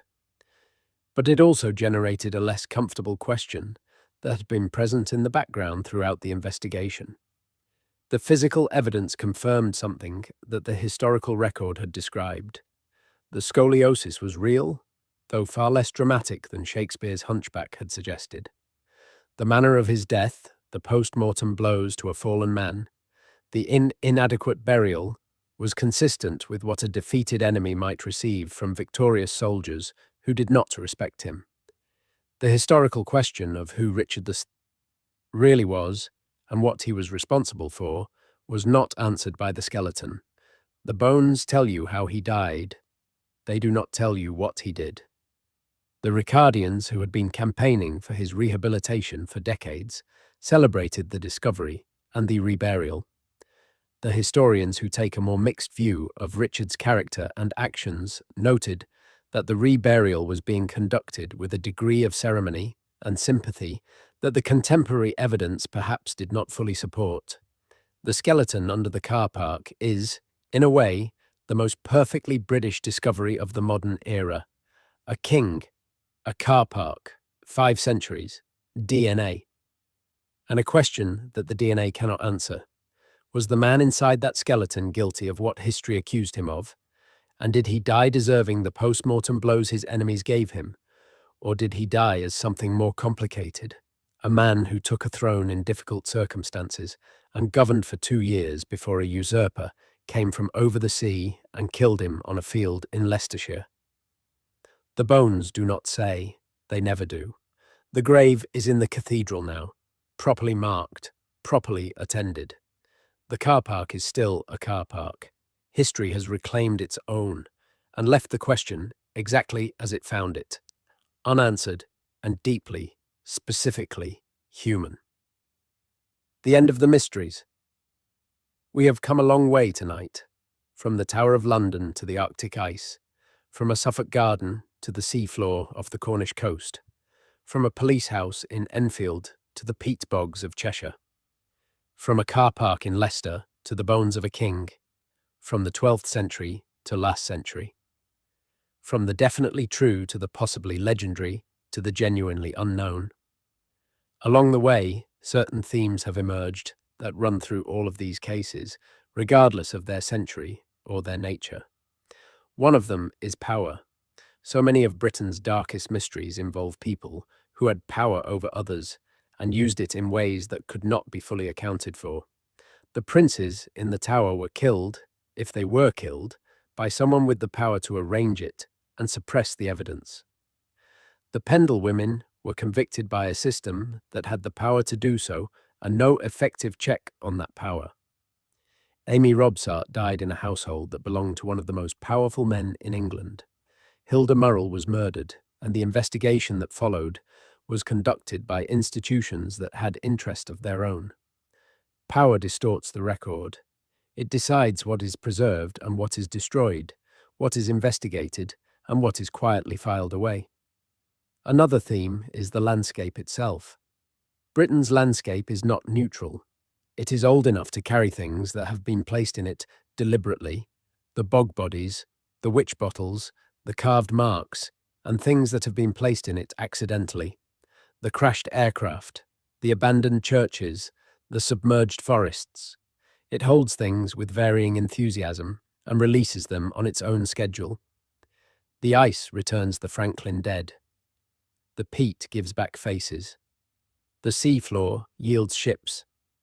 The car park produces kings. The landscape is always doing something with what has been put into it, and what it gives back is never quite what was buried. A third theme is witness. Almost every mystery in this collection rests, at some level, on the testimony of people who were there.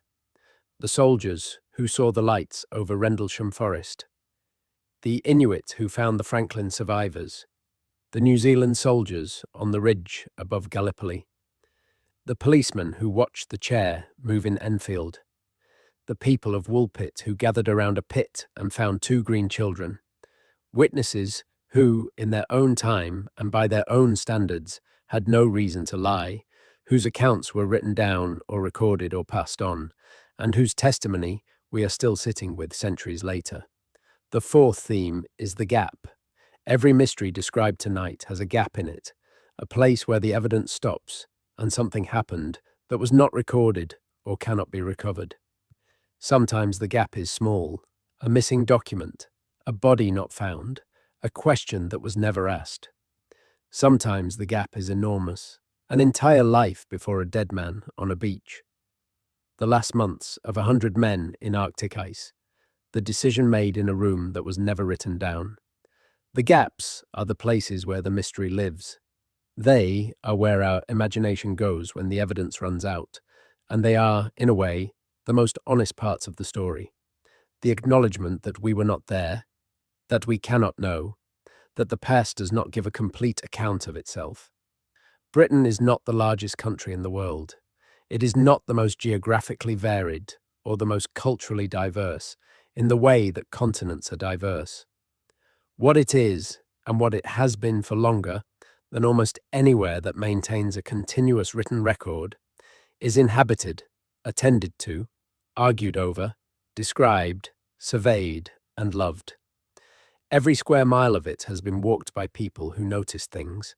Every century of it has produced writers and investigators and chroniclers and ordinary people who told their neighbours what they saw, and still the mysteries remain. That is the lesson, if there is one. Not that the dark is impenetrable, but that darkness persists even in places where light has been brought again and again. The princes in the tower have not emerged from the historical shadow despite 500 years of effort. Jack the Ripper's identity has not been established despite more forensic attention than almost any other Victorian crime. The Flannan Isles gave the sea their keepers and kept the reason why. The moors of Lancashire hold what they hold. The bog gave back a face and kept the name. Britain has been asking itself questions for 2,000 years of recorded history, and for much longer in the unrecorded time before that. Some of the questions get answered, some of them do not. The ones that do not are the ones we are drawn to. Across centuries, across disciplines, across the gap between what we want to know and what the evidence allows. They are the ones we are drawn to in the small hours, when the ordinary explanations of the day have quieted and the imagination has room to move. So here you are, at the end of a long night in Britain's darker corridors. The mist is still there, out over the moors. The water is still rising from the spring at Bath. The light over Rendlesham Forest has long since gone out. The bridge near Dumbarton waits for morning. The ice in the Arctic holds its dead. And the mystery of it, which is not the mystery of answers withheld, but the mystery of reality being genuinely stranger than we account for, that persists. It is enough tonight simply to have sat with it. Close your eyes now. Britain will still be here in the morning, with all its questions. And some of them, you now understand, it has been holding for a very long time. If this is the kind of journey you like taking, there is much more here. The history is deep, and the questions are endless, and the nights are long enough to hold them. Leave a comment below telling me which mystery you find most compelling. Which story you will still be thinking about when you wake up. I read every one of them. The comment I'm always most interested in is the simple one. What brought you here? What is it about the unresolved, the dark, the historical question, without a clean answer, that keeps bringing you back? Because there is something in that attraction that I find worth thinking about. We live in a world that offers instant answers for almost everything. The accumulated knowledge of recorded human history is accessible from a device in most people's pockets. And yet, the mysteries remain magnetic. The gaps remain compelling. The questions that cannot be answered draw more attention, more passion, and more sustained interest than the questions that can. I think it is because the unresolved mysteries are the places where history is still alive, where the past is not yet finished, where something is still happening, still being worked out, still unresolved in the particular way that living things are unresolved rather than the clean, resolved way that dead things are. The missing child on the moor, the king under the car park, the lighthouse where the logbook was still being written when the men disappeared.